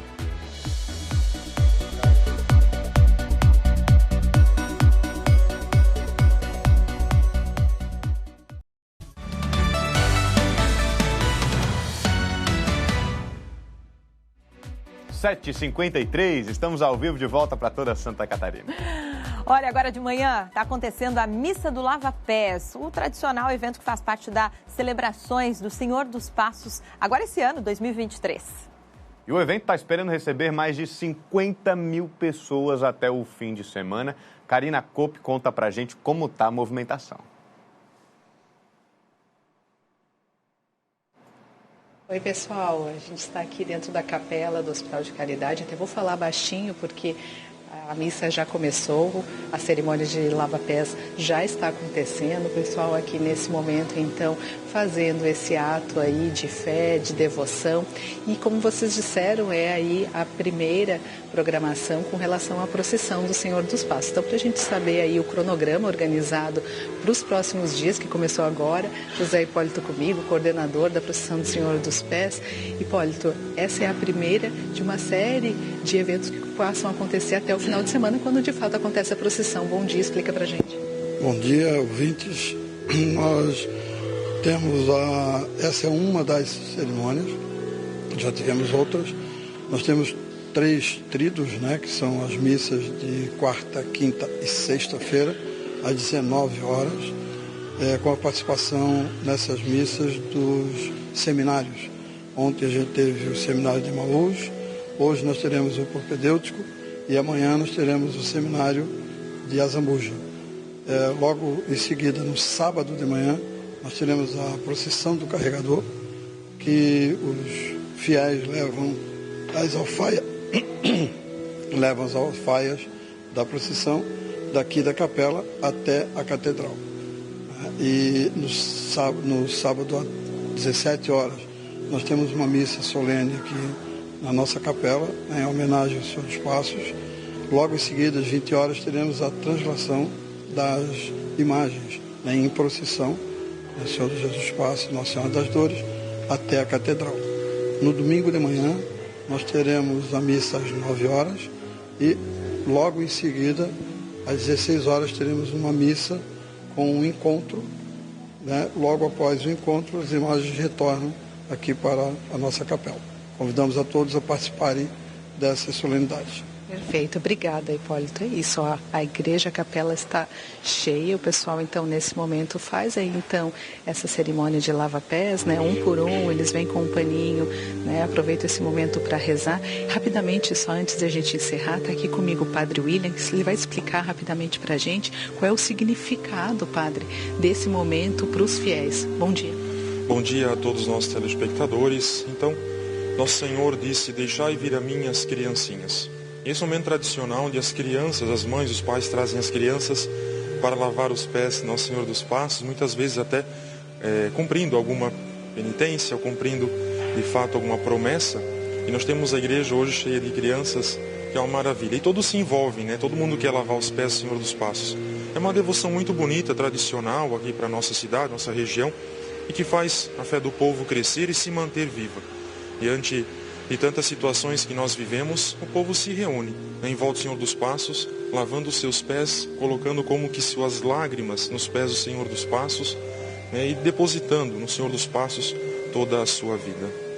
Obrigada, Padre. Tá aí. Então o pessoal segue fazendo a cerimônia de lavação e no domingo então a gente tem a procissão do Senhor dos Passos, que é considerada aí uma das maiores demonstrações de fé e devoção do país. Volto com vocês aí no estúdio, Marta e Lucas. Muito obrigado, Karina Coupe, atualizando informações ao vivo aqui da Grande Florianópolis. Cerimônia bonita, né, gente? Mais uma para a programação do aniversário de Florianópolis. Marta Gomes. E olha, Lucas, agora às 7h57 da manhã, a gente chama a sua atenção, você que é profissional autônomo. Esse público tem regras mais específicas para a declaração do imposto de renda, assunto que a gente vem falando já há algum tempo. E olha, é muita gente. Santa Catarina tem mais de 500 mil de microempreendedores individuais registrados. Esses profissionais autônomos têm até o dia 31 de maio para prestar contas com a Receita. O prazo é o mesmo da pessoa física, mas as regras não. Por isso, a gente recebe aqui no estúdio José Luiz da Silva, do Conselho Regional de Contabilidade de Santa Catarina. José Luiz, muito bom dia, seja bem-vindo. Bom dia, Marta. Obrigado pelo convite, estou à disposição. Bom, a gente estava conversando aqui nos bastidores que a maioria dos MEIs, dos profissionais autônomos, resolve fazer por si próprio a declaração do imposto de renda. E é nessa hora que muito erro acontece. Eles não contratam o contador. Dá para dizer que o primeiro desafio para esses profissionais autônomos é justamente que são duas declarações diferentes? Isso. É importante entender que nós temos um prazo correndo duas declarações. A declaração que é DAS, CIMEI, que é a declaração da pessoa jurídica, são duas entidades diferentes, pessoa jurídica e a declaração da pessoa física, que coincidentemente este ano terminam as duas em 31 de maio. Então, para elaborar a declaração do CIMEI, o próprio microempreendedor individual pode fazer, mas muitas vezes tem implicação em relação à declaração de imposto de renda de pessoa física, que ele precisa também declarar, porque o MEI ele pode tanto ter o rendimento só de MEI, mas ele também pode ser um assalariado que tem um trabalho como MEI. Então, ele trabalha numa empresa, ele tem um drive de cachorro-quente que trabalha à noite. Então, ele tem dois tipos de rendimento. Então, ele tem que ter cuidado na declaração de imposto de renda de pessoa física, como é que ele vai trazer esses rendimentos. E muitas vezes, tentando elaborar uma declaração sozinho, ele pode incorrer em erro. Até a declaração do MEI, ela é simples de fazer, mas existem informações ali que vão influenciar na declaração de pessoa física, que é interessante que ele tenha um acompanhamento do contador. Eu sempre lembro do meu amigo Rafael Polito, um cara inteligentíssimo, mas que ele sempre fala, nessa hora do imposto de renda, eu contrato alguém para fazer para mim. Simples para vocês que são da área, não é mesmo? Da contabilidade. Vamos esclarecer para o profissional autônomo, ele tem que entregar a declaração tradicional como pessoa física, o CNPJ, o CPF, e declara também o faturamento da empresa. São duas etapas, duas coisas diferentes. Duas coisas diferentes. Não obrigatoriamente, pode ser que um MEI ele obrigatoriamente ele tem que entregar a declaração do MEI. Então, e fazer essa declaração com cuidado, porque principalmente se ele extrapolou a receita, que o MEI tem um limite de R$81 mil anuais ou 256.200 se for um transportador de cargas. Mas o MEI em geral, R$81 mil. Se ele ultrapassa esses R$81 mil, ele vai ter um impacto de um recolhimento da diferença dentro do Simples Nacional, só da diferença, ou se ele passou em mais de 20%, então, por exemplo, 20% daria R$16 mil a mais. Se ele ultrapassou isso, ele vai ter que recolher tudo, o ano todo, como Simples Nacional. E aí ele precisa de um contador. Então, ele tem que tomar cuidado para fazer essa declaração. Se ele tem todos os dados, levar até um contador é muito mais fácil. Mas ele pode, como eu falei, elaborar ela sozinho, se ele não ultrapassou esse limite.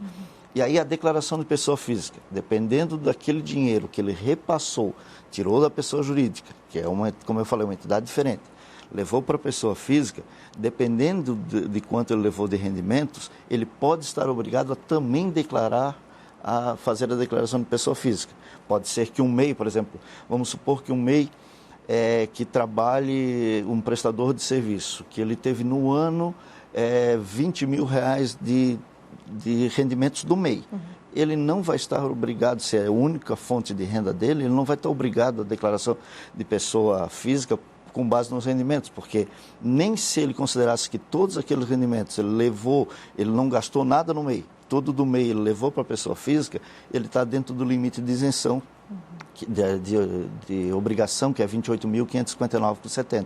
Mas um MEI que faturou, por exemplo, R$80 mil, ele pode levar da pessoa jurídica para a pessoa física rendimentos isentos, que justificam a renda dele. Mas para que ele faça isso, ele vai precisar de um auxílio do contador, porque a lei não traz de forma simples como fazer esse cálculo, como fazer essa apuração. Porque ele tem uma parte que é isenta e uma parte que é tributada. Então, e se o patrimônio dele cresceu, ele comprou um veículo, financiou imóvel, tudo que possa ter que obrigar a fazer a declaração de imposto de renda de pessoa física, ele tem que saber como que leva esse rendimento para a pessoa física. Importantíssimos esses esclarecimentos, porque não são poucos os catarinenses que têm uma segunda fonte de renda, têm 2 trabalhos. Santa Catarina, tem aqui os dados, é o 7º estado do Brasil em profissionais autônomos. Tem quase 5% de todos os MEIs do país, é muita gente. E esse seria o principal problema na hora de declarar, senhor José Luiz? Um deles é relacionado ao prazo, muita gente esquece, e aí você tem uma multa, uma multa que é no mínimo de R$50 por entregar em atraso. A questão de, por exemplo, também, se não tem um acompanhamento do contador, você estourar o limite de faturamento. Então, estoura o limite, porque se você fez operações via Pix, operações com cartão de crédito e débito, a Receita Federal, a Receita Estadual, ela tem informação desses meios de pagamento. Então, não adianta o MEI dizer que faturou R$80 mil e recebeu só de Pix R$150 mil. O fisco está sabendo, e se houver um desenquadramento, esse desenquadramento vai retroagir a janeiro. Ele vai ter que pagar todos os tributos como se fosse uma empresa normal. Obrigada pelas informações, senhor José Luiz. A gente agradece a sua presença de verdade. Lucas, seguimos com você. É isso aí. Olha só, vamos falar sobre a polícia que encontrou 4 corpos das vítimas da chacina que aconteceu em Joinville, no dia 7 de janeiro. Quem tem essas atualizações desse caso é a repórter Isabela Correia. Oi, Isabela. Oi, Lucas. Bom dia de novo para você e para todos que nos acompanham. Esses corpos foram encontrados ontem aqui em Joinville, no bairro Ulisses Guimarães, que fica na região sul da cidade. Eles foram localizados após quase 3 meses desse crime. Foram encontrados em uma região de difícil acesso em uma chácara privada. Até o momento, 3 pessoas já foram presas suspeitas desse crime. Agora vão ser realizados nesses corpos exames para identificar quem são essas pessoas, a identificação dessas vítimas. A Polícia Civil segue investigando este caso e até o momento acredita que há uma motivação de uma guerra, né, entre facções, chamado de Tribunal do Crime, ou seja, né, uma disputa entre uma facção por um território aqui do município de Joinville. Essa chacina ela aconteceu um dia antes, após uma outra chacina em Joinville, onde 6 pessoas foram mortas e os seus corpos incendiados. Eu volto com vocês. Muito obrigado, Isabela Corrêa, atualizando importantes informações da região norte do estado. Daqui a pouquinho, Isabela está de volta para contar novidades. Bom, a gente volta a falar do tempo, porque a chuvarada causou alagamentos, trânsito intenso no litoral norte. Um assunto para Juliana Sene ao vivo. Juliana, conta pra gente, está tudo parado aí. Sim, Márcia, Marta, tudo parado por aqui. Olha, em 5 horas, né, durante essa madrugada, choveu 161 milímetros de água em Itajaí. Cidades que mais tiveram chuva foram Itajaí e também a cidade de Itapema, aqui no litoral norte. Olha o trânsito como está agora aqui na BR-101 entre Itajaí, Balneário Camboriú, Navegantes, tudo parado e não só na rodovia, como também nas marginais. Agora há pouco tinha veículos também da Defesa Civil passando no acostamento para poder atender as ocorrências. É porque há registro de alagamentos em ruas aqui, em avenidas importantes. Tinha um pouco de alagamento na Avenida Reinaldo Schmidhausen, que dá acesso à BR. Também o túnel do São Roque, né, que fica mais à frente. A gente não conseguiu chegar até lá por causa do trânsito, mas também tem alagamentos e isso vem causando o transtorno, as filas. Em Itajaí há registro de alagamentos na área mais rural, no bairro Espinheiros principalmente, também algum alagamento no bairro Santa Regina, que também fica mais distante da região central. Em Itapema, a situação é tão complicada que a Prefeitura já anunciou a suspensão das aulas hoje na rede municipal de ensino. A gente também tentou agora há pouco ver quanto que está de congestionamento aqui na nossa região.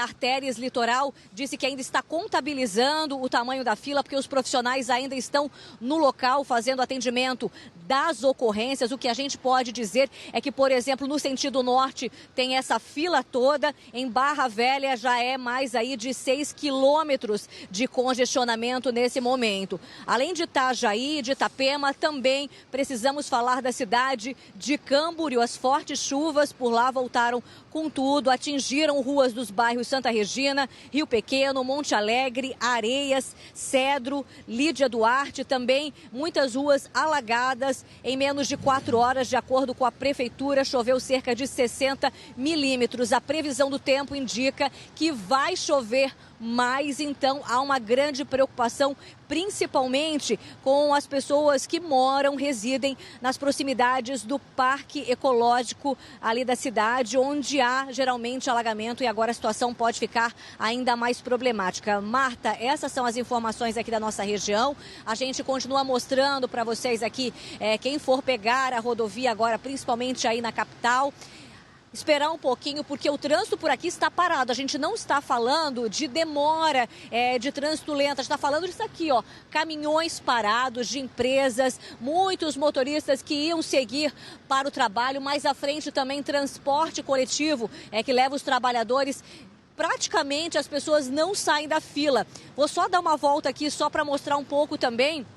O congestionamento chega às marginais, ou seja, as entradas de Itajaí, Navegantes, também estão comprometidas. E a situação piorou ainda mais, Marta, porque também aconteceu um acidente aqui na alça da BR-470, perto da BR-101. Então, por aqui, caos total e os profissionais da Defesa Civil agora fazendo o trabalho para ver a situação dos alagamentos. Na área rural de Itajaí chegou a entrar água nas residências. Algumas pessoas já levantaram os móveis exatamente para não ter muita perda durante o dia de hoje. Muita chuva por aqui já castigando as pessoas que moram na nossa região também. Volto com você no estúdio, Marta. Poxa, Juliana, a cena se repete, a gente lamenta demais, porque ontem, essa mesma região, nós vimos exatamente a mesma cena, um veículo tombou, a região estava completamente parada, agora a mesma coisa, pelo motivo da chuva. Juliana, obrigada por atualizar as informações para a gente. E como a Juliana falou, viu, quem puder, evite a região. Você viu como estava a BR-101 alagada, realmente intransitável, trânsito paradinho, Lucas. E fica a preocupação com quem mora em áreas de risco, né? Ou então em locais próximos, como o parque que a Juliana citou.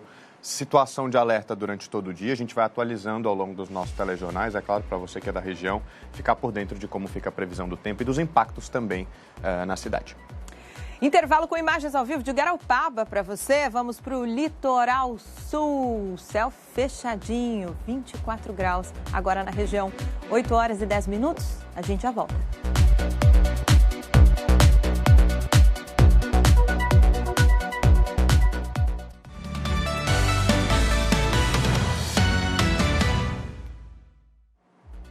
Oito horas e 14 minutos. SC no ar está de volta para você. E olha, gente, vocês vão conhecer agora uma história de uma avó, um neto e um sobrinho que nasceram no mesmo dia, tá bom? No dia do aniversário de Floripa, Marta. Dá para acreditar? Essa família super especial tem uma relação íntima com a cidade, como você pode imaginar. E assim como a capital catarinense, hoje comemoram mais um ano de vida.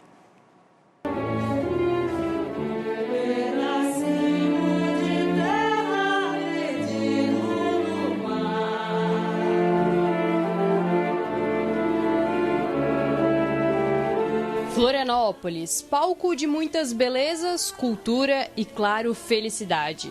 Foi neste pedacinho de terra que famílias construíram a sua história e hoje transmitem ela através das gerações. Eu nasci aqui em Florianópolis mesmo, só não gosto eu passeava na praia, mas não gosto de praia. Imagina uma época que não tinha esse acesso. Muitas coisas eram de barco ou a pé.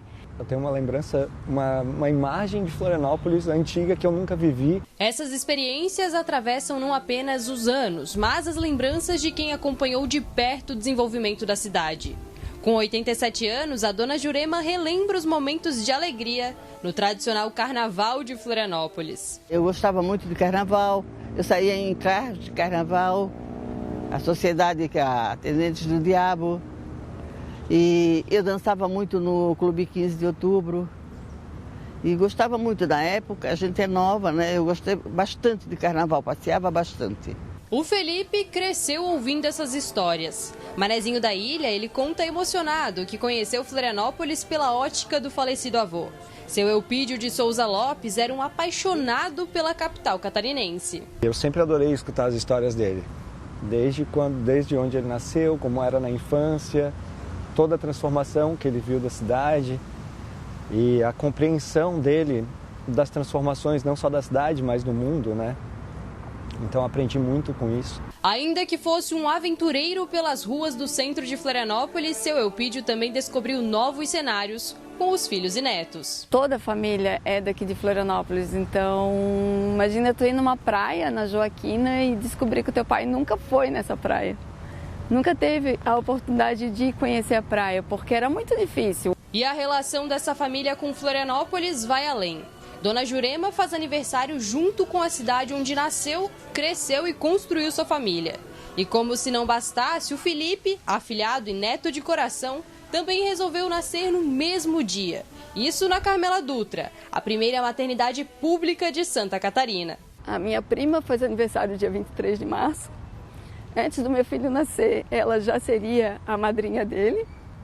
Aí no dia que eu entrei em trabalho de parto, eu entrei na madrugada, do dia 22 para o dia 23, e eu liguei para ela e disse assim, sortuda, vas ganhar um presente. Aí ele nasceu dia 23 de março, parto normal, na Carmela Dutra, né? Também tradicionalíssima da cidade, onde eu também nasci. E foi parto normal, então assim, aconteceu de ter duas gerações, a madrinha dele e ele fazendo aniversário no mesmo dia da cidade. E, nossa, imagina, comer um bolo com Florianópolis, comer um bolo com teu filho, com as pessoas mais importantes da tua vida. Não tem preço. Viva Florianópolis! Além de ter um feriado, segundo a minha mãe, assim que eu nasci, no ano que eu nasci passou a ser feriado, né? Antes não era. Então é um presente que a gente ganha e eu tenho uma relação com essa cidade que é muito íntima, assim, né? E olha a Cleo aí. Na 4ª geração, a pequena já participa dos eventos desde cedo e também já começa a entender a importância da cidade onde ela também nasceu. Eu tenho desde quando a Cléo nasceu, a minha filha, eu sempre quis muito honrar tudo isso que eu aprendi, todas as pessoas que me ensinaram sobre Florianópolis, sobre as pessoas que me criaram. Então eu faço muita questão de falar disso para ela, faço questão de fazer com que a minha filha, ela viva a cidade. Hoje ela ama escutar as canções de Boi de Mamão, ama assistir Boi de Mamão, sempre que a gente pode, sempre que tem algo acontecendo na cidade, algum evento, a gente leva ela para ela ter essa experiência, né? Que eu acho que são essas memórias, assim como meu avô construiu as dele, passou para mim, eu construí as minhas, passo para ela e ela vai criar as dela, né? Outro marco para a cidade e para essa família foi a transição da velha senhora. Apesar de lembrar das passagens pela Ponte Hercílio Luz ainda quando era de madeira, durante a gravação nós ficamos sabendo que a dona Jurema não tinha atravessado o cartão postal de Florianópolis depois da reforma. Minha avó, a avó Juju, ela viveu a ponte antiga, passou na ponte antiga mesmo tendo medo, né? Porque era o caminho que tinha, não tinha Colombo Salles nem Pedro Ivo Campos para passar. Então ela passava pela Ponte Hercílio Luz mesmo com medo, temendo ali. Só que hoje, depois da reforma, ela ainda não passou na ponte, por incrível que pareça.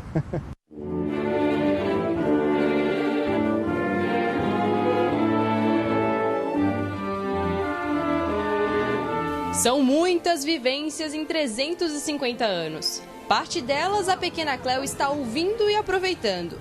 E no futuro próximo, é ela quem vai recontar essa história.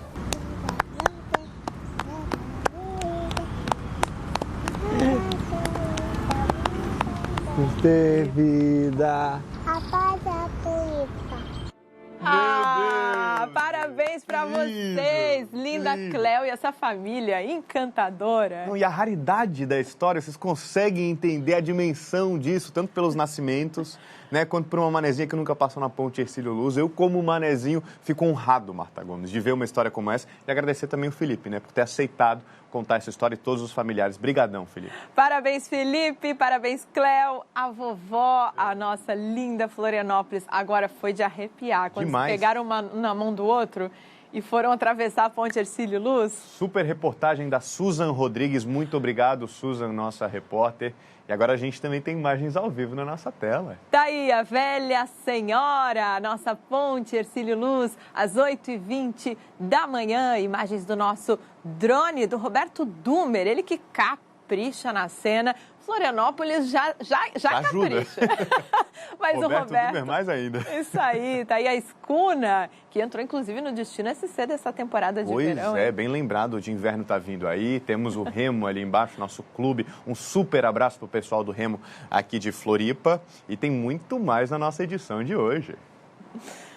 Gente, vai ser inaugurada hoje a Praça Forte São Luís, aqui na capital. Tá linda, Lucas. Bonita demais, grande expectativa, porque depois de quase 6 meses em obras, o local hoje vira palco do Parabéns para você nos 350 anos de Florianópolis. Paulo Miller está no local e vai mostrar pra gente como ficou.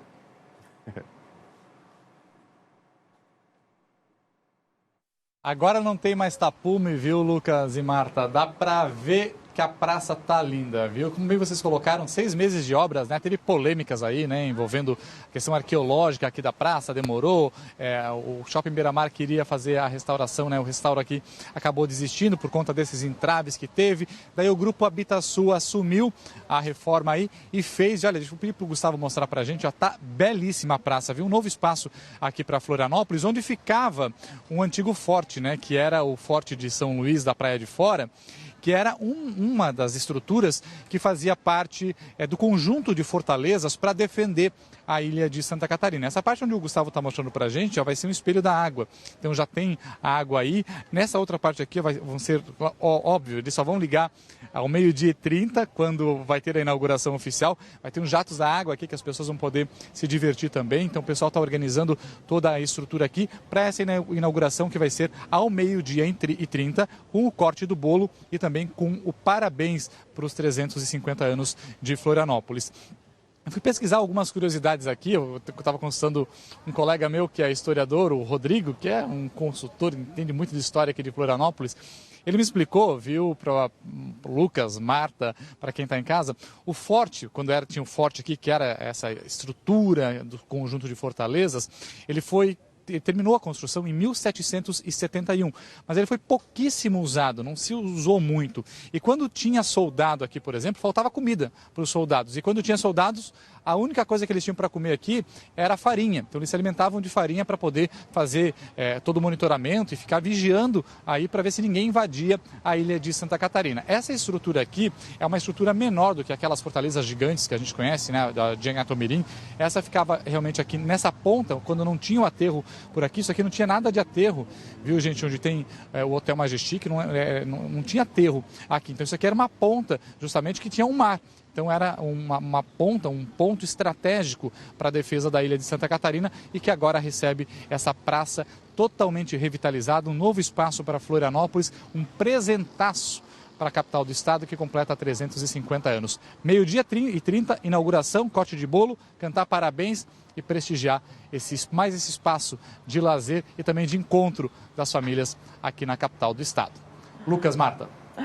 Obrigada, Paulo. O Paulo já está prontinho para a festa. Vocês viram ali que ele está no clima, a chuva deu uma trégua, mas a gente quer saber se vai continuar assim, Camila Levy, hein? Olha, vai continuar assim, com esses períodos de trégua. E eu vou falar agora nesse retorno do fim de semana. Primeiro vou com as boas notícias, gente. Depois aquelas não tão contentes. Vamos mirar no além, naquela novidade que a gente tem para vocês, que é um fim de semana de sol e poucas nuvens, então nem tudo está perdido. Nós vamos ter, entre a tarde e a noite, ainda essa chuvinha que gosta de dar as caras no nosso estado no sabadão. A chance é pequena. De modo geral, um sábado bem aproveitável ao ar livre, com sol, poucas nuvens e temperaturas acima dos 30 graus. No domingo, aí sim a coisa vai mudar a partir do fim do dia. Uma frente fria vai chegar por aqui, trazendo o risco de temporais. Ela vem lá dos gaúchos, do Rio Grande do Sul, e por isso ela cai primeiro. Nas áreas de divisa vão ser pancadas de chuva. Isso significa que ela não chega assim rápida e rasteira. Vai vir aos pouquinhos no fim da tarde de domingo. E falando em chuva, ela vai continuar sendo a principal influência do tempo aqui no estado. E é tudo culpa da circulação marítima. Essa chuva constante, calma e que vai caindo de maneira lenta, ela é muito comum em dias com influência da umidade do mar. Tudo isso cria essas nuvens bem carregadas que, inclusive, estão aqui em grandes núcleos na nossa costa e especificamente mais próximas do norte do estado, que já tem grandes acumulados de chuvas registrados, assim como a gente mostrou aqui no SC no Ar. E é por isso que fica o alerta. Essas pancadas vão cair a qualquer momento do dia e isso em todas as regiões da faixa leste.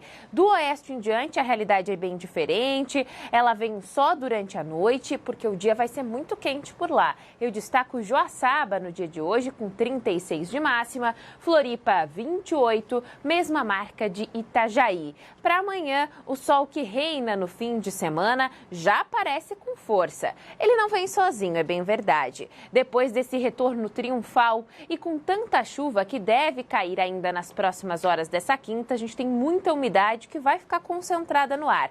Por isso, mais uma vez na sexta-feira, a gente tem o risco daqueles temporais de entardecer, que são ainda características de verão. As temperaturas permanecem com cara da estação mais quente do ano, máximas acima de 30 graus. Novamente, vejam como o oeste deve estar quente. 35 em Joaçaba, 34 em Chapecó e também em Caçador. Floripa, 30 graus previstos, bastante aquecimento, mas ainda assim a luz já está no fim do túnel, gente. É só sobreviver a essa quinta um pouco cinzenta.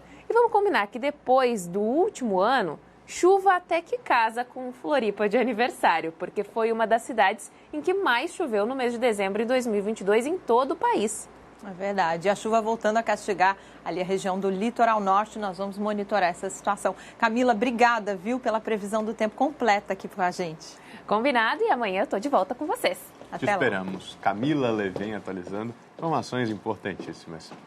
Gente, teve um incêndio numa indústria na cidade de Cordilheira Alta, no oeste catarinense, Lucas. assunto para o Giovan Petri, que está chegando para explicar para a gente se esse prejuízo foi grande. Oi, Giovan. Oi, Lucas, de volta aqui no SC no ar. Pois é, o prejuízo chegou a R$1.500.000. Este incêndio atingiu uma indústria na noite de ontem por volta de 11 horas. E aí o Corpo de Bombeiros, tanto de Chapecó quanto de Xaxim, foram enviados até o local. A indústria tem cerca de 1.000 metros quadrados e, graças à agilidade do Corpo de Bombeiros, apenas 200 metros quadrados foram consumidos pelo fogo. O que foi atingido? De acordo com as informações que nós temos, carretas de câmara fria, 2, além de ferramentas de trabalho, insumos na construção, fiação elétrica, painel solar e solventes. Então, foram disponibilizados caminhões do Corpo de Bombeiros que utilizaram cerca de 15 mil litros de água para apagar as chamas. Posteriormente, a perícia foi até o local para realizar o trabalho. Daqui a pouco nós estamos indo até o local para conversar com o proprietário e trazer mais informações ao longo da nossa programação. Lucas e Marta. Obrigada, Giovan. Obrigado pelas atualizações ao longo do dia no BG, do Oeste Catarinense, né? O Giovan está trazendo informações importantes, direto, em contato com as fontes, para tentar ter uma dimensão da informação atualizada. Bom, e do Oeste a gente vai para o Sul, porque Criciúma cedia hoje o Fórum de Cidades Digitais Inteligentes do Sul Catarinense. Beatriz Formanski atualiza para a gente quais são os destaques aí do evento. Oi, Marta. Pois é, 40 cidades aqui do Sul Catarinense vão se reunir hoje a partir das 8h30 da manhã para esse evento aí que tem como principal objetivo falar sobre principalmente tecnologia, né? Networking, tocar experiências entre os principais municípios aqui do sul do estado. E o Thiago, que é um dos organizadores do evento, está aqui comigo para explicar um pouquinho sobre quais serão realmente os debates e conversas que a gente vai ter ao longo de todo o dia. Thiago, muito bom dia, seja bem-vindo ao SC no ar. Queria te pedir para explicar um pouco para a gente, de fato, qual que é o objetivo do evento, o que vocês fazem aqui nesse networking entre prefeituras. Legal, muito bom dia. A ideia realmente é fomentar a discussão sobre tecnologia, mas não a tecnologia como fim, a tecnologia como meio para o alcance de um fim, ou seja, a tecnologia como uma provedora de soluções para dentro dos municípios. Então, utilizar-se da tecnologia de forma sustentável, promovendo a conexão entre as áreas da prefeitura, digitalização de processos, na saúde, na educação, assistência social, na administração. Então, a gente vai poder ver aqui municípios do nosso sul, a MESC, a ANREC, a Murel, trazendo, né, seus cases de sucesso, seus modelos de gestão, onde eles aplicaram tecnologia e quais foram os resultados que eles alcançaram com isso. Perfeito. Thiago, obrigada pela participação. Thiago, que explicou um pouquinho para a gente o que vai acontecer nesse evento, né, que reúne aí 40 municípios, uma ótima oportunidade de compartilhar experiências daquilo que deu certo, daquilo que não deu na gestão e também de que forma que a tecnologia aí está e precisa estar presente, é claro, em todos os municípios, principalmente quando a gente fala aqui do nosso sul de Santa Catarina. O evento que começa daqui a pouquinho, né, já é para começar às 8h30 da manhã e a gente acompanha aí toda essa programação também, claro, com uma premiação aí para o Prefeito Inovador 2023 que a gente também acompanha aqui no sul do estado. Volto aí com vocês. Obrigado, Beatriz Formanski, atualizando as novidades. Vocês viram, né? Falando de cidades inteligentes, há pouco conversamos com o Fábio Gadotti sobre isso. Se você quiser, inclusive, rever o comentário do Fábio Gadotti, ndmais.com.br. Marta Gomes. Lucas, é hora do esporte, porque o Hercílio Luz empatou com o Figueirense em Tubarão, no sul do estado. Garantiu a vaga para a semifinal do Campeonato Catarinense. O Hercílio Luz tinha a vantagem do empate, pois venceu o primeiro jogo por 1-0. Já o Figueirense precisava ganhar por 1 gol de diferença para ir aos pênaltis, ou de 2 para avançar no tempo normal. Mesmo jogando em Tubarão, o alvinegro teve as melhores oportunidades nas cabeçadas de Bruno Paraíba e Nicolas. Mas a partida no Aníbal Torres Costa terminou assim: Hercílio Luz classificado 0, Figueirense eliminado também 0. Eu acredito que a gente fez um bom primeiro tempo, criamos algumas oportunidades, faltou ser um pouco mais efetivo na questão da finalização para sair na frente. A gente sabia que definia em 2 jogos, existia uma vantagem. No segundo tempo, o Figueirense procurou explorar a bola aérea, a gente procurou estancar essa bola aérea botando um terceiro zagueiro, acho que a gente conseguiu fazer isso. Nos organizamos para contra-atacar, acho que ajustamos alguns contra-ataques, faltou um detalhezinho para conseguir matar o jogo. Acho que na soma dos 2 jogos nós fomos melhores e fomos merecedores da classificação. E ele está chegando, comentarista esportivo do Grupo ND, Fábio Machado, comenta agora a classificação do Hercílio Luz e a eliminação do Figueirense. Bom dia para você, Fábio. Muito bom dia, Marta Gomes. Muito bom dia, Lucas Leal. Claro, sejam muito bem-vindos ao Jornal SC no Ar. Vocês têm empatia, são queridos por todos e, claro, acima de tudo, são excelentes jornalistas. E eu não tenho dúvida que será um sucesso. Bom, mas eu estou aqui para trabalhar, estou aqui para falar de futebol. Olha, pelo lado do Figueirense, uma equipe que veio aos trancos e barrancos, né? Na verdade, uma equipe que não conseguiu em nenhum momento assustar os adversários jogando fora do estádio Orlando Scarpelli. É claro que para o Campeonato Brasileiro da Série C precisam de reforços. E a vitória, né? Aliás, a classificação atestou aí a boa campanha da equipe do Hercílio Luz, que pega agora o Criciúma no próximo sábado. E hoje saem as duas últimas vagas, né? Às 19 horas o Brusque recebe o Concórdia, lá em Concórdia foi 0-0, e às 21 horas o Chapecoense recebe o Barra, lá em Itajaí, foi 2-0 para a equipe do Barra. Agora sim, querido Lucas Leal, Marta Gomes e galera linda do esporte do Jornal SC no Ar, vamos curtir essa quinta-feira com muita paz, saúde, felicidades.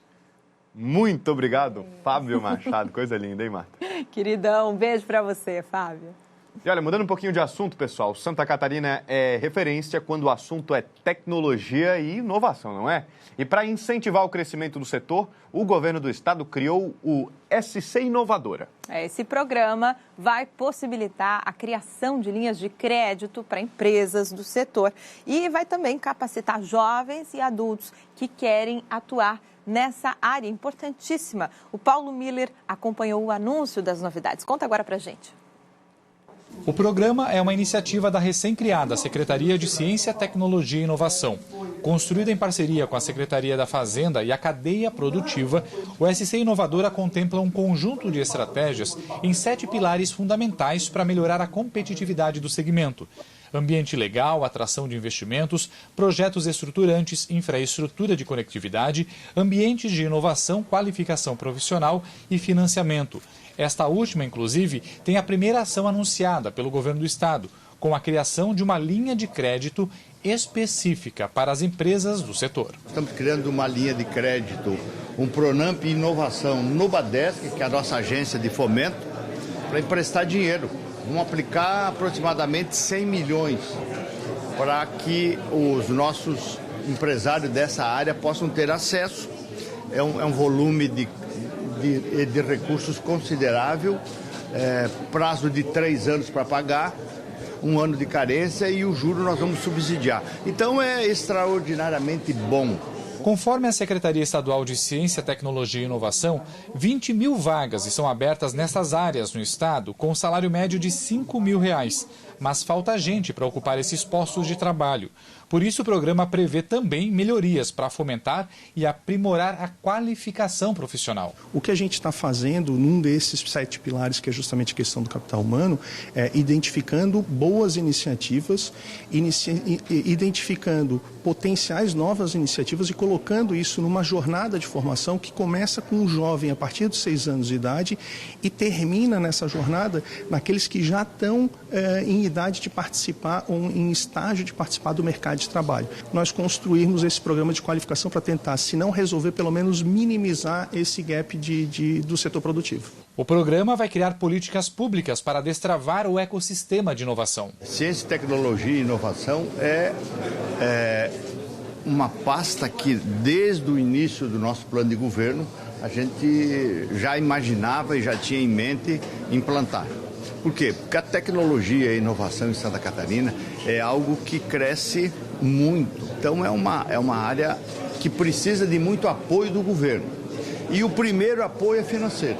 O setor de tecnologia e inovação representa 6% do PIB catarinense. De 2015 a 2021, o estado teve um crescimento de 663% no número de empresas de base tecnológica, com 108% de aumento no faturamento do setor. Os dados são da Associação Catarinense de Tecnologia, a ACAT. Em 2021, os mais de 22 mil negócios instalados em Santa Catarina faturaram juntos quase 24 bilhões de reais e geraram 2.500 novas vagas no mercado de trabalho. Santa Catarina é referência em tecnologia no país. Somos considerados uma fábrica de empreendedores e inovadores. Somente no triênio entre 2018 e 2020, o número de empresas de tecnologia no estado cresceu aproximadamente 61%. Hoje, já temos 6,1% do PIB do estado, faturamento aproximado de 20 bilhões de reais e 80 mil colaboradores que atuam de forma direta no setor.